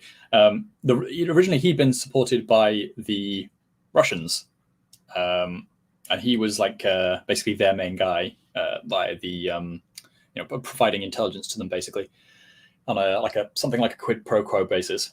And in the aftermath of the Russian retreat, essentially, he'd kind of like floated here and there, but for reasons that I don't quite fully grasp, it might just be an attempt to sort of realpolitik. A lot of the Japanese intelligence apparatus decide to flip. So especially the Japanese army apparatus flip over to Wan Shikai. And again, part of the reason for this might be that after the original Shanghai Revolution, Wan Shikai decides to basically declare himself to be the new Qing emperor in a short-lived bid to establish himself as like a new despotic power. And so the Japanese sort of fall in behind him there, but they end up selling low and buying high, as it were, because they sort of like ditch Sun Yat-sen when he is sort of still in the ascendant, and they jump onto Wan Shikai right when he's about to be sort of overthrown. So not overthrown, rather he just dies, I believe. And so they end up sort of burning a lot of their credibility with figures like Sun Yat-sen and Chiang Kai-shek, and those figures subsequently try to establish themselves as more separate poles and become very antagonistic with the various Japanese interests. Right at the time when Japan basically had the most to gain. Yeah, whoops. Like a very bad choice, all in all. Yeah. I think that basically gets us to World War One. I can't really think of much that I've sort of missed, but I can always circle back if anything comes back to me. During World War One, they had very high sort of desires and expectations for what they could achieve, and ironically enough, by this time they'd actually come around to being quite sympathetic with with Imperial Russia. They'd actually developed quite a good relationship with them again. Part of the reason for this is the fairly generous terms that the Russians perceive themselves to have received. The incursions were not quite as the concessions that were demanded of them were not quite as bad as they could have been, and Japan was obviously just happy to have solidified what they deemed to be their appropriate sphere of influence, and kind of like instead decided to mostly turn their attention southwards. But they ended up not being quite so. There's a couple of things that happen in World War One. So for one thing, the Japanese economy was in a pretty bad place at the time, and so the war ends up being quite a good bolster to the Japanese economy, because they were able to be a supplier to the Allies, and they consequently quite significantly grow their trade, but also they're able to obtain some concessions pretty early and some quick victories that are relatively bloodless, and then they are left with basically quite a lot in the tank, ready for the end of the war. Skipping ahead, but such as it is, the Japanese army is only really engaged in, I think it's the Shandong Peninsula, where I believe it's Qingdao, something like that. The German concession in China, in like northern China. So they besiege that, and then they take it, and then more or less the Japanese army is left to just sort of idle, even though it grows quite significantly over the course of the war. And the Navy is given the task of basically chasing what little there is of the German East Asia squadron around, I believe, although they might have ended up in Uruguay or something like that, if I'm remembering correctly now that I think about it. But essentially, they just go and they seize all the various colonies, and although they wanted sort of guarantees, they ultimately wanted guarantees of quite a lot more than what they ultimately get. They do at least get these colonies. But then the Russian Revolution breaks out, and they are sort of left as one of the most capable parties of, one of the most enthusiastic parties of participating. And so they're asked to take part in the Allied expedition to support the White forces. And they take this they take up this task with far more gusto than basically anyone else. They're asked to send 7,000 troops, and they end up sending something like 72,000 in the end, which is still not enough ultimately to change the course of the war. But it sort of it gives them quite a lot of blooding and quite a lot of opportunity to sort of continue to make use of a lot of the intelligence assets that they basically inherit. Because although they wound down some of their intelligence activities in Russia, after the Russo-Japanese War, for basically as part of the détente between the two powers, like I said, they were sort of getting on better. They didn't actually get rid of everything, and for some reason, this element of the story is shrouded in a little bit more mystery than a lot of the rest, because supposedly there is actually a quite credible attempt to rescue the Tsar and his family, and basically take them back to Tokyo when they are under house arrest in Ekaterinburg. It goes as far as them having prepared basically a safe house for them to be transported to, because they had a trading post in the area, which was, basically, it's kind of a strange situation, really. They already had this post set up where only Japanese would be allowed in, and this was just sort of an accepted thing, which was apparently not raising any eyebrows. And so they had this safe house in the region already ready for them to transport the family there and then spirit them away elsewhere, just eastwards. But for reasons that we don't fully know, it never quite happens. But this is kind of also where one of the other interesting things that you mentioned comes in, is that they're able to lean on a lot of this existing intelligence infrastructure to do things like acquire the Soviet codes, which had not been very well protected. And so as part of this this attempt to stem the red tide, as it were, they are actually one of the powers that's in the fight for the longest. They stay in Vladivostok and Far Eastern Siberia all the way to 1922, actually. But they actually passed the codes on to Poland, and that is the reason why at the start of the Polish Soviet War of I believe it's 1920, they actually have all of the codes for Soviet radio communications already broken. It's because they were handed them by the Japanese. And so that clearly shows that there's this continuing relationship between the Polish and Japanese intelligence services, which we can be sure has been around now for some time.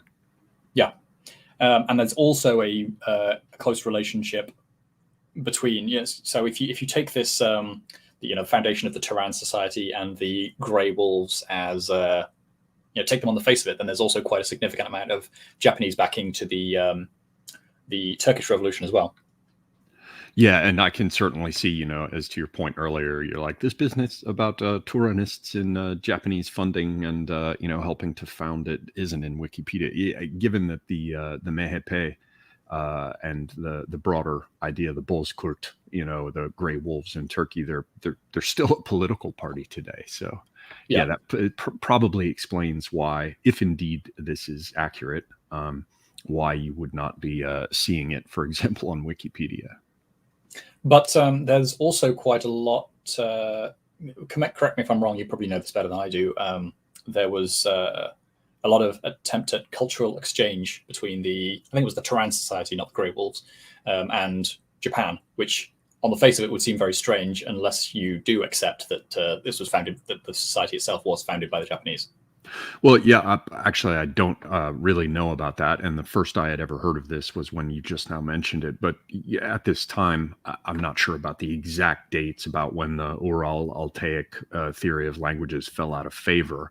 But around this time, at least, it was generally understood, or the hypothesis that everybody was keen to get on board with, was that the Japanese language came out of the same roots as the Turkish language, or Turkic languages, I should say.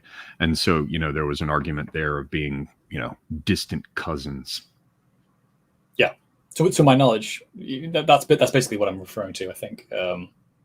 Just having sort of scanned through some of the material earlier. That makes perfect sense if you're looking at this from the perspective of trying to add this additional appendage to what is essentially an early form of the Greater East Asian Co-Prosperity Sphere, sort of laying all that cultural foundation and intellectual foundation for what that's eventually going to be. Yes, and just for the record, a totally random tidbit: the practice of wrapping your sword hilts in ray skin and similar things, that sort of a grip tapey kind of stippled texture on a sword hilt that you see with a Japanese sword, that you can also see with a number of Chinese swords. That carries as far west as the Crimean Tatars, who had a particular type of saber they used, also wrapped with a fish skin hilt. So a little material culture corroboration of some of these ideas. Though, of course, the Ural-Altaic idea that these languages are directly and closely related like that is either been mostly or completely torpedoed from what I remember. Anyway, sorry, parentheses. But as a cultural project, it's still, a cultural and political project, it's still going. Yes, certainly. There's just too much to be gained from it, especially now with Eurasianism. I imagine there are all sorts of new variants of this floating about. Yeah, potentially. Anyway, so although the Japanese are eventually forced to sort of pull out of Russia, eventually, and then eventually go as far as to actually recognize the Soviet Union, despite some pretty significant, to put it lightly, opposition, ideological and otherwise. It does to some extent resurrect this ambition of pushing into the Far East. But by that time, their sort of sights are more set somewhat on, for one thing, the internal threats. So a lot of these groups, again, turn more viciously in on one another, but also toward eyeing China quite hungrily. So much has been made of the actually I won't make that point. I might come back to it later. But suffice to say, this is when things start to get very bloody in the realm of internal Japanese politics, and it happens for seemingly one pretty simple reason, really, which is that the Anglo-Japanese alliance is broken off, and the Treaty of Versailles decisively crushes the Japanese aspirations of being treated as an equal partner. They submit a request as a term of the Treaty of Versailles that like a racial equality clause, which was obviously very very self-interested, but ended up being used as a wedge, all across the world more or less. So they start using this everywhere from Africa to America itself, to try and make the point that the Europeans are never going to allow you into their club, because that's basically how the Japanese themselves ended up feeling about it. They're highly disappointed by that, and that is pretty decisively damning to whatever liberal vestiges remained of these movements, leaving the field basically entirely to the to the more cynical imperialists. But also the breaking off of the Anglo-Japanese treaty. It did a couple of things. So it broke off Britain as an ally, obviously, and as a potential hedge against America, because at this point there was a lot of animosity towards America and a lot of at the more policy level. So not only was that a cultural animosity there for due to sort of reciprocal animosity that was felt particularly on the west coast of America. I'm sure you know all about that. But at the policy level, they were also viewing America, even at a very early stage, as basically their biggest threat on the Pacific theater. And so the idea that their former ally has left them, and then going further than that, you have the Washington Naval Treaties, which are seen to be pretty directly targeted at Japan, because Japan is, even now going on a pretty significant naval building spree, as I recall. And this basically puts the brakes on that and tries to ensure that Japan will never be a naval power that is on par to Britain or America, despite whatever their aspirations might be. Yeah, something like 553. I can't remember exactly what it was, but for every 5 ships that the U.S. and Great Britain were allowed to build, they tried to limit, or did limit, the Japanese to only building 3. All sorts of impositions of this sort. Yeah, and tonnage restrictions and things like that. But what this does sort of more on the political stage, which is obviously what we're more concerned with at the moment, is that it completely delegitimizes the parties that I mentioned earlier, who were either pro-Western, like negotiated settlement and like coexistence and diplomacy with the Western powers, and also delegitimizes any factions who were pro-British, of which there were a good few. So that basically leaves the field entirely to the Japanese chauvinists, basically, and the imperialists, and they are pretty ruthless with their newfound legitimacy. And this is kind of like leading into the period where you get the Japanese government undergoing what has been my favorite term, rule by assassination, or rule by political terrorism, where you have all these splinter groups. So a combination of the big societies that we've been talking about, mainly the Black Dragon Society, being themselves implicated in various political assassinations. One was even against the emperor himself, apparently. But also offshoots of various radical groups who are themselves trying to orchestrate coups. There's about three different attempted coups. One being the October incident, another one being the March incident or something. It might be the. Hold on, let me actually find the League of Blood incident. Very jolly name, named after the offshoot society that tried to orchestrate it. The League of Blood Society. That was made up of junior army officers. Again, coming back to them, because so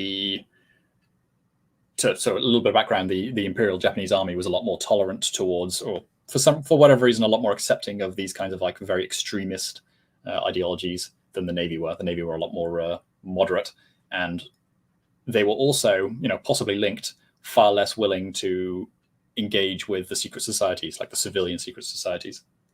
So, whilst the army was having a very open door policy with the likes of the Black Dragon, the Navy were having none of it.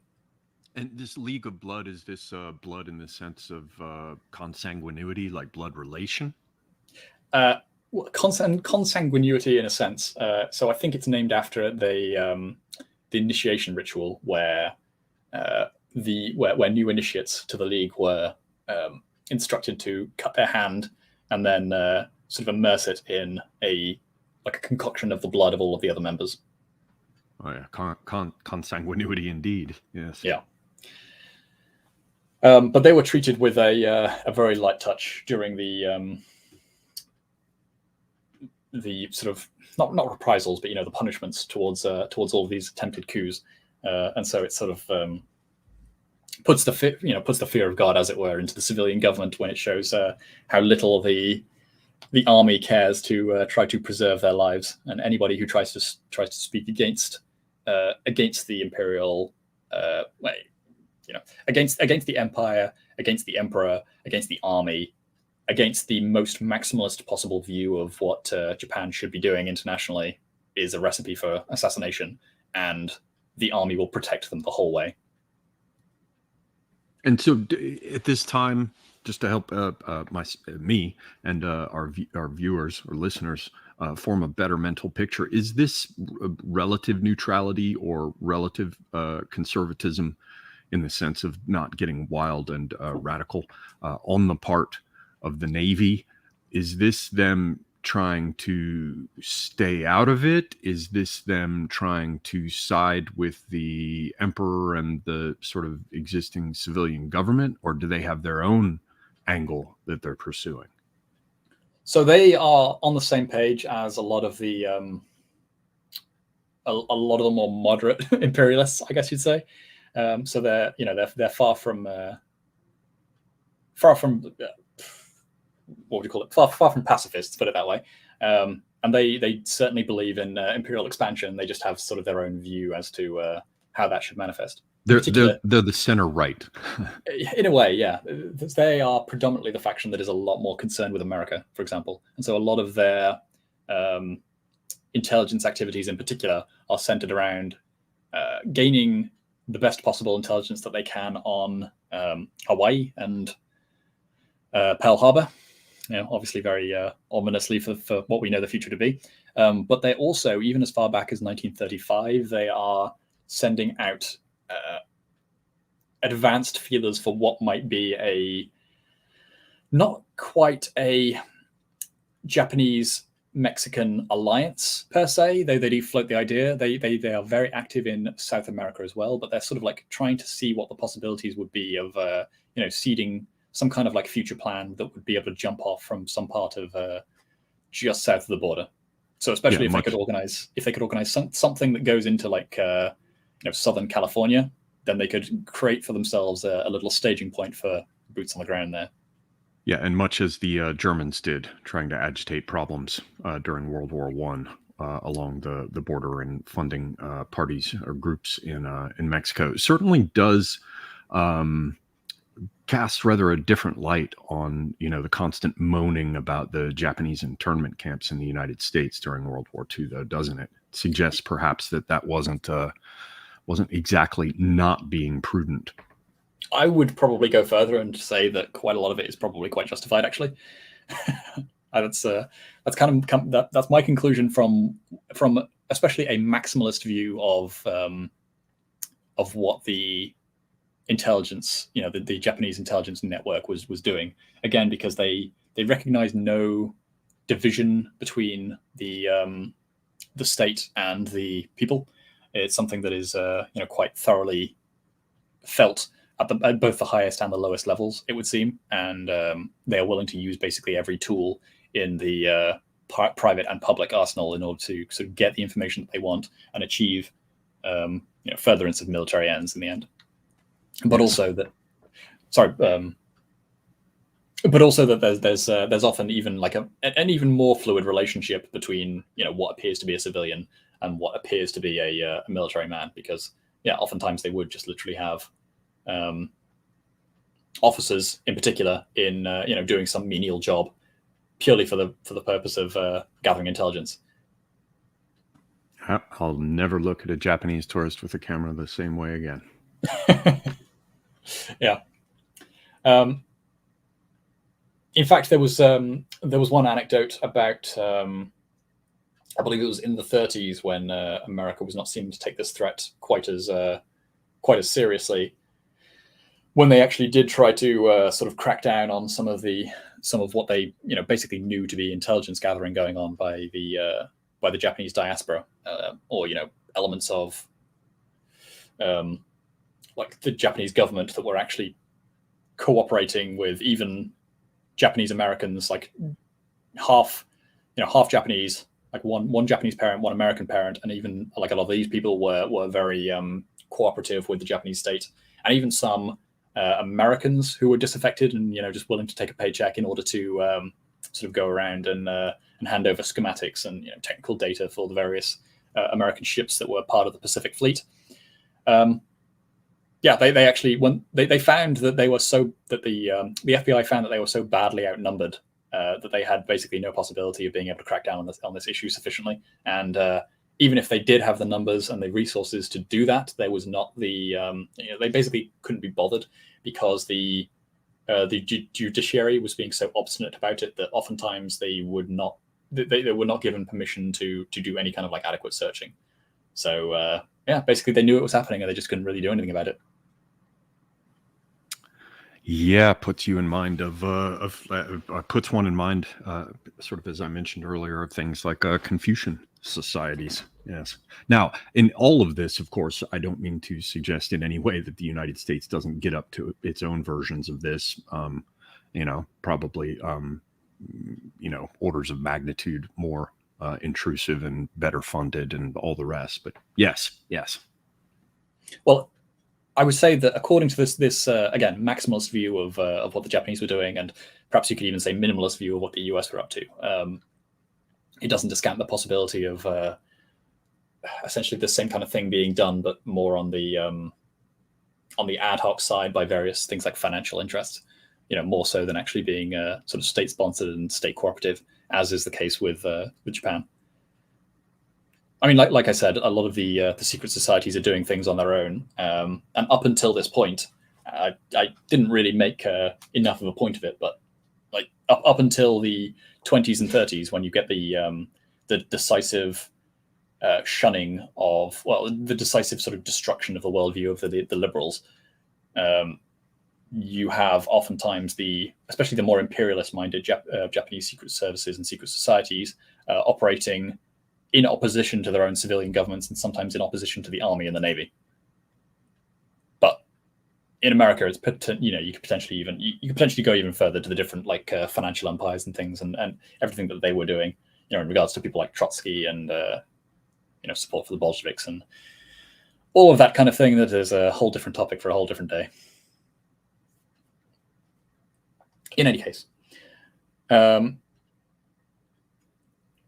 just to sort of put another point on the this American angle, because I don't think there's all that much more to say about it. I mean, well, later on you do also get a bit of seeding of, this is very late on into the late 30s and 40s, I believe. You do get, like I said earlier, the Japanese and the Black Dragon Society in particular trying to work with groups like the Nation of Islam and stirring up sort of like racial animosity and trying to press all of those kinds of buttons to try to foment some kind of like unrest in America that would hopefully achieve the same kind of result that they got in Russia during the Russo-Japanese War. But obviously they don't quite get the same result. But potentially it does seed a lot of the discord that then carries on into the 60s and beyond, even into the present. Yeah, which is interesting because you think about certainly the Chinese and Russians doing it, but Japan, probably by the time when the Russians and certainly by the time the Chinese are into it, with the probably 50s and 60s, 60s certainly, Japan is not involved in that kind of thing anymore. But we have, as recently as this last week, or the last few days, there was an announcement by the Justice Department that who knows what about the truth value of any Justice Department claim at this point, but there are people like Ghazi Kodzo, who's just a horrible, blathering, gay, black, person we've all seen on and off, in the SJW wars for quite some time on YouTube, who's now under indictment, I guess, by the Justice Department. I can't remember. It's Florida, I guess, St. Petersburg, for putting together a radical political party with Russian support. And the Russian support is from, quote unquote, non-state organizations. So it's very likely, if not certain, that all of this sort of thing continues to this day. Oh, I've got a very fun little data point to add to the very end of this presentation on that particular note. But I'll leave that as a spicy little treat for later.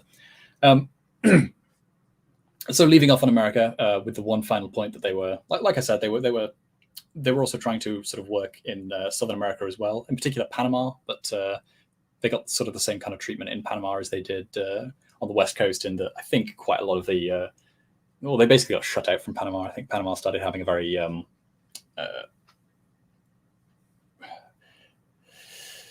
dour view, let's say, of like the Japanese people in general on the back of that. And I do sort of wonder about the extent to which this carries on in other particularly European nations, because I don't necessarily see too much mention of it. But obviously it comes up in America. There's a lot of opposition towards Japanese immigration in general, and I do wonder about how much of it is coming from the fact that they are just so overtly going around and just like stealing secrets and things, and taking intelligence and acting very very selfishly and self-aggrandizingly. But maybe it was also as simple as taking jobs and undercutting local labor and things. But it gives one pause. Anyway, back to Asia.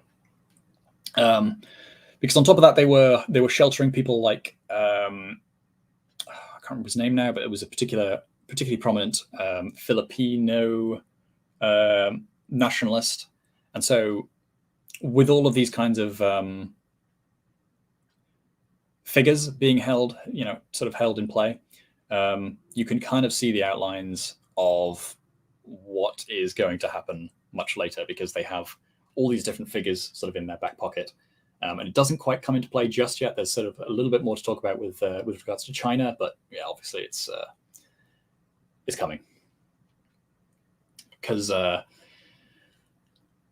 firstly, they at this point, it's not until sort of the 30s that Manchuria really becomes properly, what would you call it, Nipponized, Japanified, because they simply have a sympathetic warlord in charge. But again, it's at this point that the army is starting to get incredibly unruly, much more than it had done prior. And so the army, potentially in cooperation with the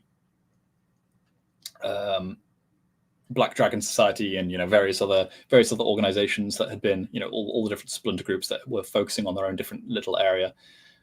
All these different societies, like I've not really discussed it, but in the background, a lot of them have been growing pretty much exponentially. Where things like the Black Dragon Society start off as probably not more than like 50 members, and then by 1944 it was, I think there's about 10,000 members of the Black Dragon Society alone. And then there's also the splinter groups as well, and various offshoots. But among all these different groups, they've generated quite a lot of on the ground, basically compliance with the idea of a Japanese-run state, and they've even been like a puppet state of sorts.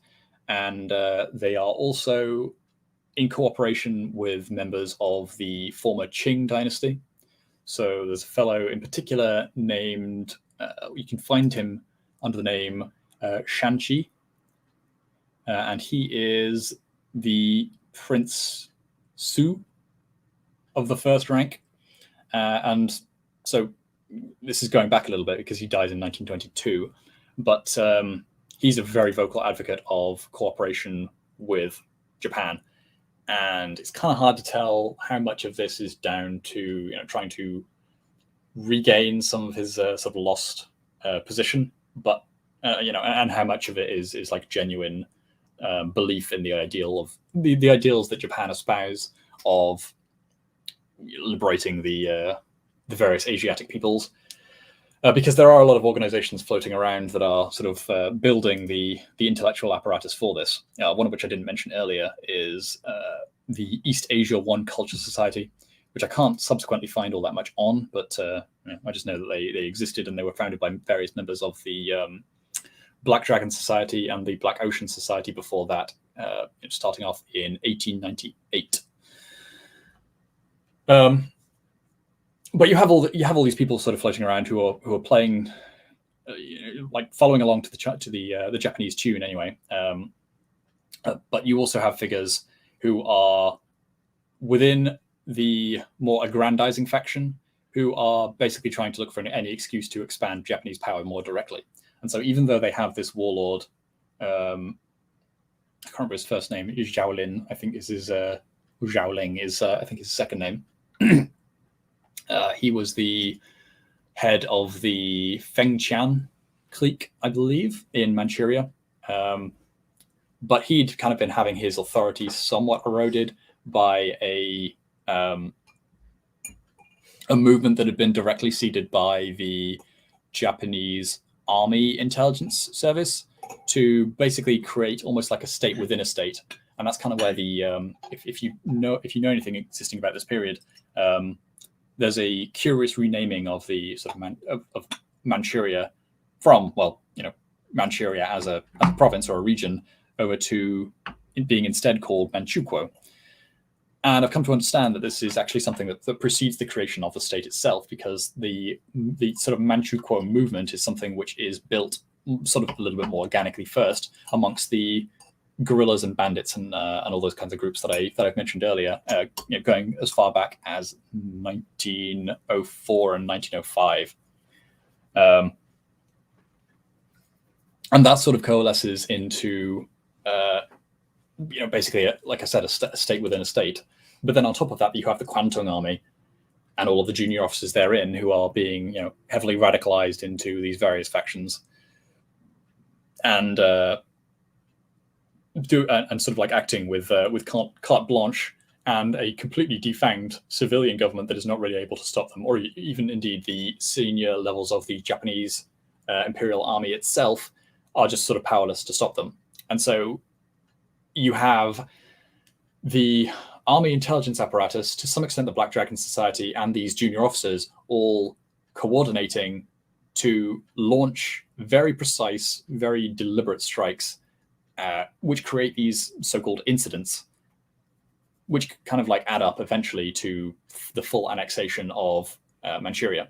And this sort of happens like one city at a time, when there's some kind of provocation that is staged by the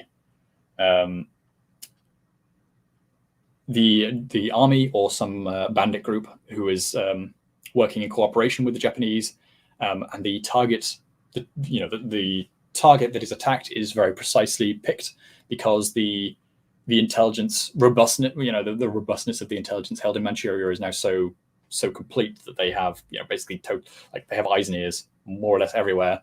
And at the same time, through access to international channels, they are also able to pick exactly when would be the best time internationally to launch these kinds of incidents, when nobody would be able to respond. And this is especially deftly handled earlier on, when, in particular, there's a mutiny in the British Navy, and it is at that point that they decide to launch one of these major incidents, which essentially takes the possibility of any kind of like independent Manchurian state away, or even just it allows them to completely reorder the entirety of Manchuria into Manchukuo, as they would later organize it as pretty much an outright puppet state.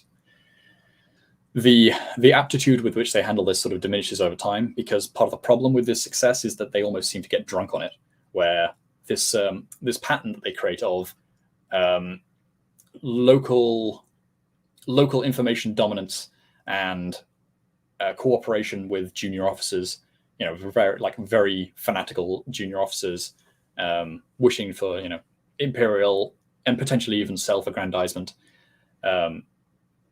with the cooperation of the various localized interests of people like the Black Dragons and others, and other secret societies, all coming together to sort of like present an overwhelming local military challenge, which forces some kind of concession by the Chinese. Eventually, they push this too far, and they do so, and they sort of start to get clumsy. And some of the later incidents end up, obviously escalating, we know, into the Second Sino-Japanese War, but also a series of other escalations which push things further and further by doing things like directly attacking an American ship, and even also a British ship, which is in or around, I believe it's near Shanghai, the Pan-A incident, I believe it's called, where they sort of seemingly quite deliberately bomb a US ship. And this is kind of hard to chalk up to basically anything other than overzealous officers who just can't seem to help themselves. But the situation very quickly seems to sort of spiral out of control. And although they've sort of like quite deftly managed all of these different relationships with various warlords up until this point, and they've almost managed to, at some points, basically take all of what they want from Tibet all the way to from Tibet in the west all the way to like the eastern Manchuria in the east, just the entirety of northern and western China, like practically without firing a shot. But this kind of this is seemingly overzealousness and this like complete dominance of the imperialist worldview without the previous moderating liberal influence just sort of seems to get the better of them. That'd be my reading of the situation. And like I said, I think it's kind of hard to read it any other way with the information that I have available. Yeah, and they also become an army of occupation, which means that they're trapped in that respect. The more they undertake such things, with overseas possessions, especially when you're talking about China with its massive population. Now, I don't know about Manchuria in particular, if it has that same kind of massive population like coastal Chinese cities, but yeah, they lock themselves in because they're now committed to this territory, and they have to occupy it to a certain extent. It's not as big a thing probably early on in some of these regions, but as they get more and more into China, they get more and more bogged down there with the resources that are required of them, to manage that. But that's probably getting a bit further than the direct topic of our discussion. Just thought I'd throw it in. Well, it's relevant in a slightly different way as well, because there's a point that I never really emphasized quite enough earlier on, as a sort of like preempting this whole topic, which is that one of the major differences between Japan and elsewhere, especially in Europe and the West in general, is that Japan seems to culturally have this completely different view of espionage and sort of like intelligence gathering that is seeing it in a much more positive light, and it's seen as something which can be extremely honorable and even preferable in some ways to doing more direct military service. But I wonder about the extent to which this actually deprives other more conventional areas of expertise that was sort of more needed. Because one thing that does seem to come up again and again is the fact that Japan is able to use all of the existing connections that they have, and they can build up this extremely robust intelligence network wherever they choose to attack and whatever they choose to do. So they can hit fast, hard, very, very precisely. But if that's not a knockout blow, then they really start to suffer the longer everything goes on. And that was as true in the Russo-Japanese War as it is in later the Sino-Japanese War and further into World War II, because the same sort of thing comes into play later on, where the strikes on, in particular, Hong Kong. So Hong Kong is where the triads really start to come in, and obviously the triad presence in Hong Kong itself was extremely robust and not very well handled. And so what it means is that the Japanese are able to know very precisely where the strong points are, like what the troop disposition is, how many troops are actually present, and as it turns out, it's very few. So the occupation of the city is basically a foregone conclusion, and they can almost just walk in. What's even more interesting is the Malay Peninsula, which is sort of widely considered one of the worst, or often touted, I should say, as one of the worst catastrophes that the British suffered during the entirety of World War II, where a numerically inferior Japanese force managed to stage a landing, like a naval landing, and then with, again, inferior numbers and oftentimes inferior equipment, are able to rout and completely destroy a superior British force across quite a significant stretch of land. In theory, with the British having quite a lot of home field advantage. And I do wonder about the extent to which this was built up by an intelligence network that allowed them to know exactly how they could use their troops in order to achieve maximum effect. Because one of the things that's striking is about the campaign is that they're basically able to just drive down the roads, almost as though they know that there's nothing in the way to stop them. Very curious indeed. Yes, I saw somebody in the chat mentioned, ninjas. Perhaps they just carried over so much, accumulated ninja lore that, flashbang grenades, shuriken, climbing up the walls with the cat's claws. Well, that is something that's commonly associated with the peasants, but especially at this in this later period in the 19th and 20th century, it's something that is seen as very honorable for even titled aristocrats to take part in. Now, some of the people that I've been mentioning, so Akashi and Fukushima, they were both barons. Now, can you imagine an English baron just kind of like going anywhere in disguise to do some petty spying? Certainly at the time.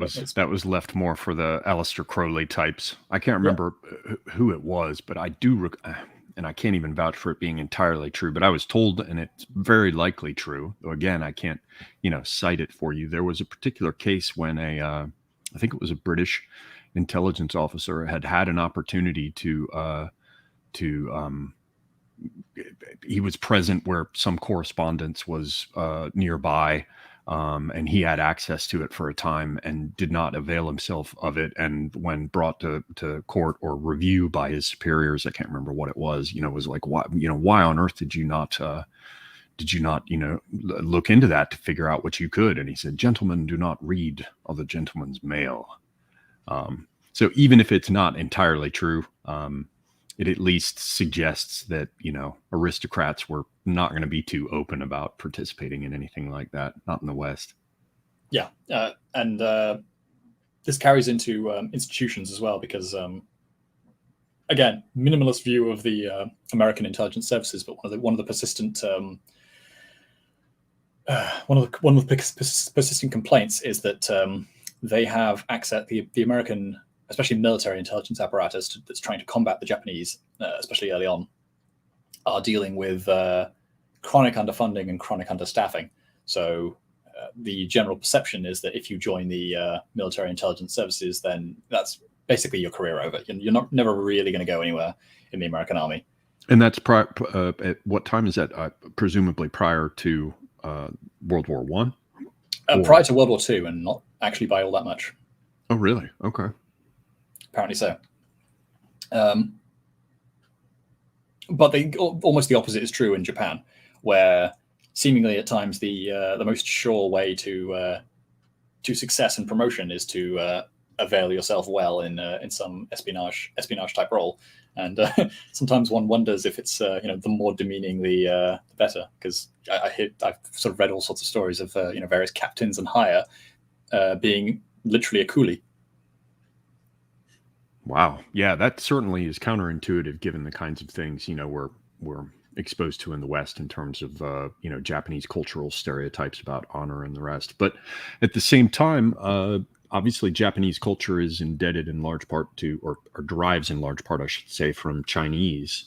And, there's a whole chapter at the end of The Art of War that's all about spies and the importance of spies, and how, war can be won or lost based on having good intelligence. And I mean, he talks about commanders that are not willing to spend gold on spies or not, fit to be commanders at all. So, perhaps in future we can, you can dig deeply into Chinese intelligence services at various phases, and we can touch on that, and perhaps we'll see, I'm asking too much, but perhaps there's a parallel there with it coming straight out of Sun Tzu. It's entirely possible, but I don't know for sure. All that I can say is that it's something that appears quite distinctly in the Japanese culture. But I can't help but notice as well, going all the way back to the very start of the stream, this is something that was actually dictated as one of the 5 core pillars of the new Meiji state. Wow. Yeah. So this, I'm going to have to give that some further thought myself, see what I can find out about China as well. But so this basically brings us up through this phase of internal conflict, and we're seeing a growing consolidation of power on the part of the Japanese expansionists, as you said, the cynical imperialists, I think. And now we're getting into this phase where we're really getting much closer to World War II. And from, what little I reviewed before this stream, because I knew very little about this at all beforehand. But I do recall that there was some talk of attempted coups, in the 1930s from these societies. And I mean, I guess that there would have had to have been continuing consolidation, the things like, their own Japanese versions of the Night of the Long Knives, as they began to consolidate power in the run up to this great clash. Yes, there is a great deal of that. And eventually, essentially what happens is that all of the moderates in the Japanese army in particular sort of gather together into an opposing faction of their own. The factionalism of the army, more in depth as its own topic, is probably something that would be worth separate study, because I've not been able to look into that as much as I would like. But yeah, suffice to say, all the moderate elements sort of gather themselves into an opposing faction to counter the more radical factions that were trying to launch all the coups, and eventually they basically had enough, and they decide to more or less imprison, execute, or otherwise just defang the really radical factions. But the influence never quite goes away, and so the army is persistently the more politically radical entity in Japan at the time. But as they're going like more decisively into World War II, that sort of tapers off a little bit, because minds are a little bit more focused. But it doesn't stop there being a one final attempt at a revolution. No, not a revolution, like a coup in like at the very end of World War II, in order to try and actually keep the war going after the 2 bombs had dropped.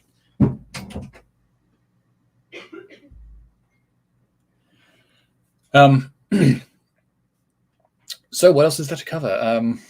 I think we're kind of getting towards the end. There's not that much more to get out. The truth be told, by the time you're getting to this point, the secret societies themselves have been more sidelined. They've been either rolled into more official political parties, or they are just like much more focused on their own sort of like something other than intelligence gathering. You have this what I mentioned before, the sort of like explosion of when Japan declares war on all of the Western powers simultaneously, and speculatively on my part, they're able to make quite a lot out of the intelligence networks that they already have. So the various the triads, all of the revolutionary networks that they still have, they're able to sort of draw out all of the different elements of the Kuomintang that they still had as sympathetic. That ends up being the sort of like exiled faction of the Kuomintang, who was in the form of Wang Jingwei, I think is his name, and he ends up being a governor who, in theory, would be sort of put in charge of a Chinese sort of puppet-ish state that would be created specifically in southern China, sort of leading into this earlier conception of what like the greater East Asian Coast prosperity sphere would actually look like in the end. There are figures from the Philippines, Indonesia, who are sort of like all then either parachuted in or because they'd been in exile in Japan, sheltered by, again, the Black Dragon Society, oftentimes, but sometimes other societies, and sometimes the government itself, but usually not. Or alternatively, they are sort of activated as like some kind of like a localized entity, which was already sort of being cultivated to some degree, much as the Manchukuo bandits were, but obviously in their own individual localities, or tapped into as an already extant group. So the Indians obviously have a little bit of this already built in the form of like various terrorist cells that I don't think were ever necessarily entirely fully broken apart. And indeed, that ends up coming back into play a little bit when I believe some of them and some additional disaffected Indian troops after the surrender of Singapore end up being sort of like rolled into this Japanese scheme by the fellow I mentioned earlier, something Bose, or it might even have been his son or grandson by that point, actually, who was in exile with the Japanese, essentially. Again, part of the Greater East Asian Co-Prosperity Sphere. And he tries to raise effectively an Indian unit that would act as a magnet for Indian troops who wanted to desert from the British. but I don't think that ever really goes quite as far as they'd like. But it's still there as something that would probably form like the outline of exactly the same kind of trick that they've pulled everywhere else, and using that as the outline of a government that would presumably take over under Japanese supervision, had they got further into India than they actually did.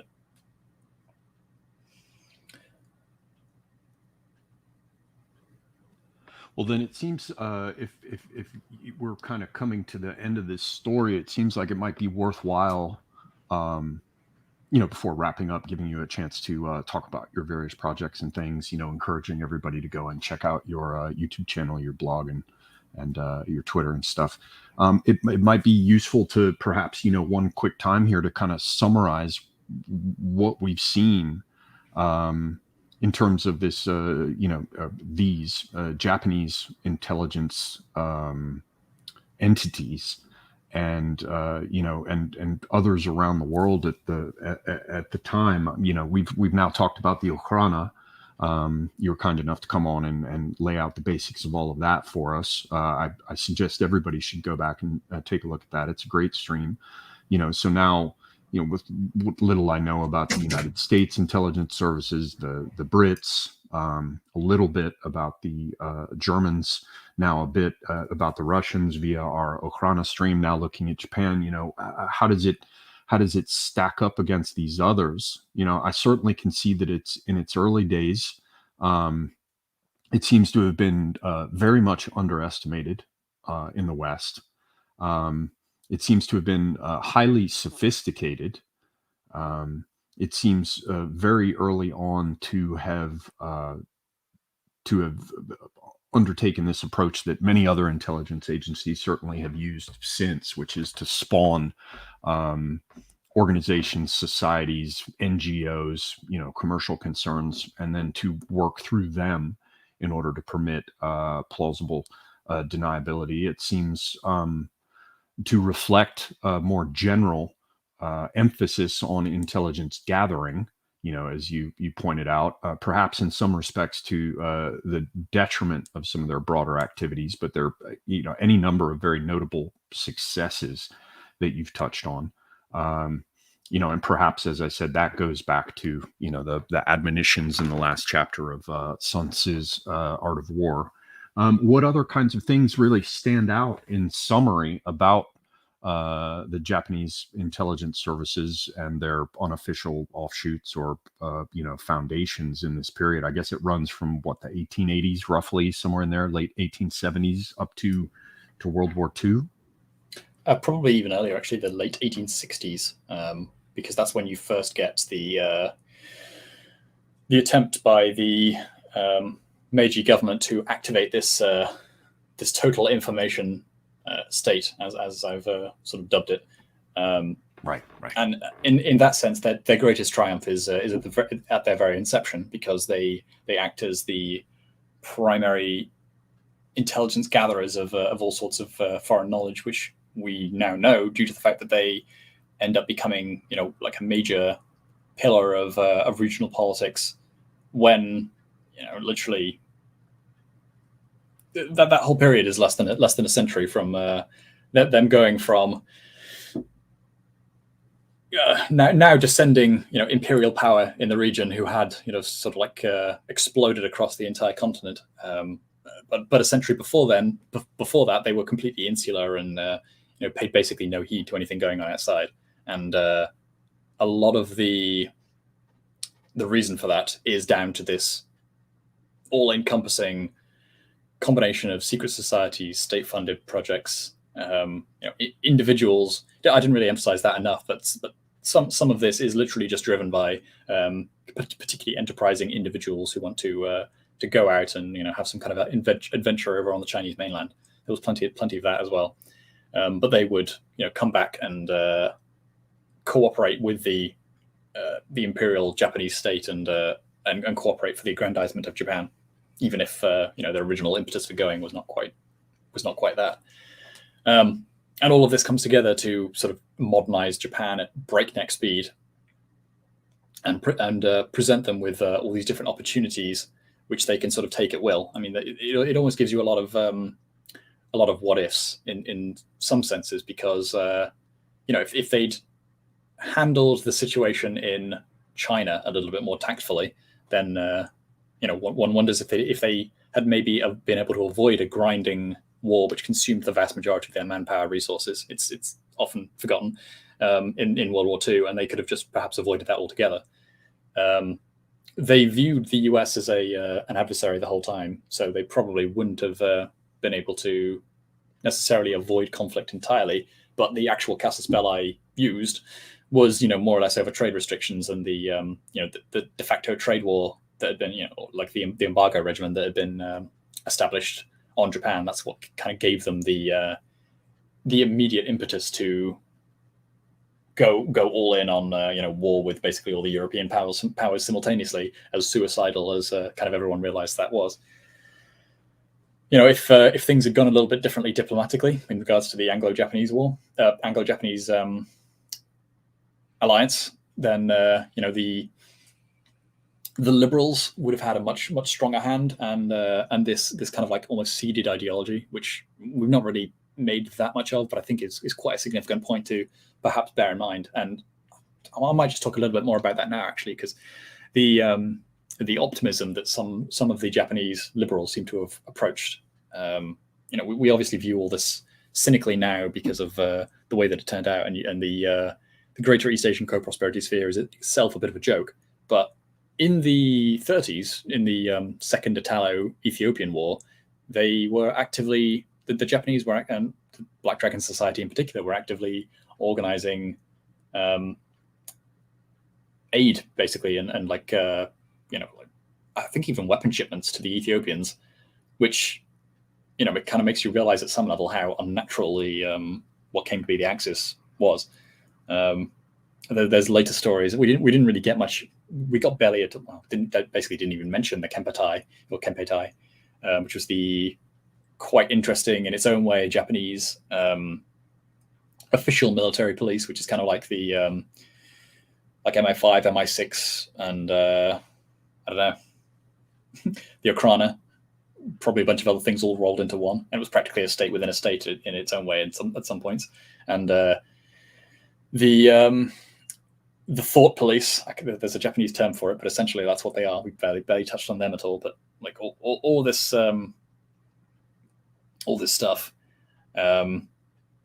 which was kind of it could have been used towards the liberal worldview as genuinely as the liberals seem to have thought possible, and even their sort of coattails, like the coattails of what they started, in terms of like the support of people like Sun Yat-sen and the Philippine, in particular the Filipino independence movements, and the Indonesian independence movement is eventually actually. So that's probably one of the places where they have the greatest impact ultimately, because I believe the leader of Indonesian independence is actually a former Japanese collaborator who sort of comes out on top against the Dutch when they try to return. So it also raises. Just one quick thing I have to ask, since I still have you here. I know you need to run, and we're coming up on 3 hours, so I don't want to be too free with your time. But you mentioned that the Japanese, looked at Muslim groups as being an easy lever, for example, against Russia, or at least one that they should explore and attempt to exploit. But it occurs to me that, in the 1890s, you have the United States in the Spanish-American War taking over the Philippines from the Spaniards. And, of course, one of the biggest difficulties in consolidating all of that was war against the Moros, the Muslim Malays in the southern Philippines. Do you happen to know whether or not the Japanese were had their finger in that pie as well? I've not seen explicitly, but I would be extremely surprised if they didn't. Put it that way. Just another very interesting angle, because of course, Malaysia, Indonesia, there are quite a number of Muslims there as well. It just came to mind, when you mentioned that. That's an aspect of the Islamic world that everybody frequently forgets. In the West, people frequently forget. Yeah, but again, given that they were so diligently trying to weaponize this particular segment, which had not been efficiently harnessed prior. I can't help but feel that the extent to which they may or may not have been successful kind of casts a very long shadow over the rest of history. Yeah, I'll say. Yeah. But in the end, the Western powers, or at least the United States, ended up making of Japan what they wished. Certainly. So yeah, just a a few tens of millions of people, if who had to die in the interim. Yeah. I mean, yeah. What I will say is that kind of the overriding point about all of these different secret societies, despite us in some ways going into depth, but in some ways only scratching the surface, I would highly encourage people to try and look more into this, because there's a lot to find, as you might imagine. We've gone for 3 hours and well, almost anyway, and there's still plenty more to talk about. Kind of giving you a little bit of taste.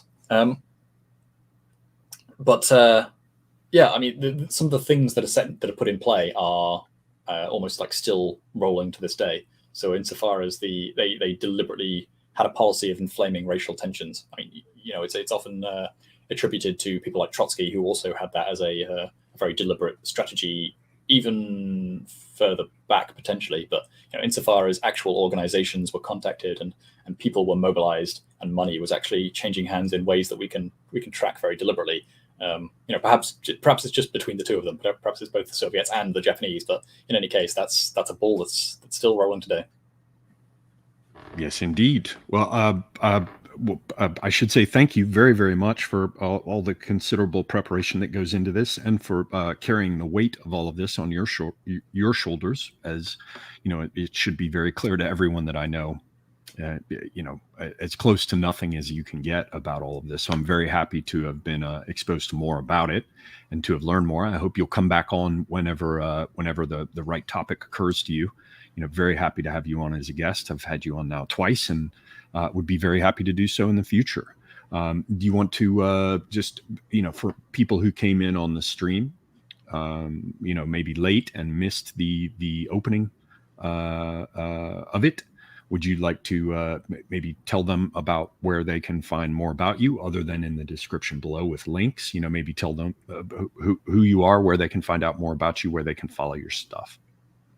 Yeah, sure. So I'm on Twitter, probably most actively, but most coherently, most likely on Praxarchy at the moment. So that's where I'm publishing most frequently. But I might start. I've got a couple of other ideas as to where I might try to publish some things. So there's different things sort of working on in the background. But if you follow my Twitter, then you'll almost certainly come across it. I'm wanting to get back into YouTube a little bit, so I do have a YouTube channel under the same name. I'd appreciate it if you go and subscribe. I haven't really touched too much in a little while, but like I said, I've had an idea on the back burner, and I'd love to sort of get into it soon. I have a blog, though it's gone dormant for a little bit too long, and I could do with also getting back into that. But go and have a look with some good poems on it as well, which is a rarity. Thank you very much. I really should clean it up though and make it a little bit more approachable. And then, beyond that, just I guess keep an eye out for my name popping up on other streams, because that seems to be most of what I do nowadays. Mostly with Nathan Hood at the moment. I had a very good stream with him on Tuesday, covering great restorers coming back to the Russian Revolution, funnily enough, and in one of the more lesser known figures. Well, very good. Then thank you very much again. Certainly thank you to all of our listeners, all of the channel followers, everyone who dropped in. Did you have something you wanted to add? Yes, there's actually one last little tidbit that I hadn't forgotten, which is that the Black Dragon Society was, of course, one of the prime targets of American, I don't know, you could say de-imperialization, if you wanted to compare to the continental European counterpart. So they were forcibly disbanded in 1946 or 47, I can't remember which. And they were actually treated as basically the archetype. And so I think the terminology was something like any organizations which are like the Black Dragon Society were to be disbanded. But in 2008, a descendant of one of the founders restarted it. So the Black Dragon Society is actually something that exists today. since 2008. We're back. Yes, indeed. Yes. Interesting. Well, that's something certainly to look into further. Well, thank you again.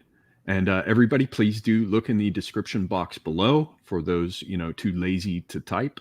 There are links there. Please click on them. Please follow Rupert August on YouTube. Check out his blog. Check him out over on Twitter. Again, my thanks for being here.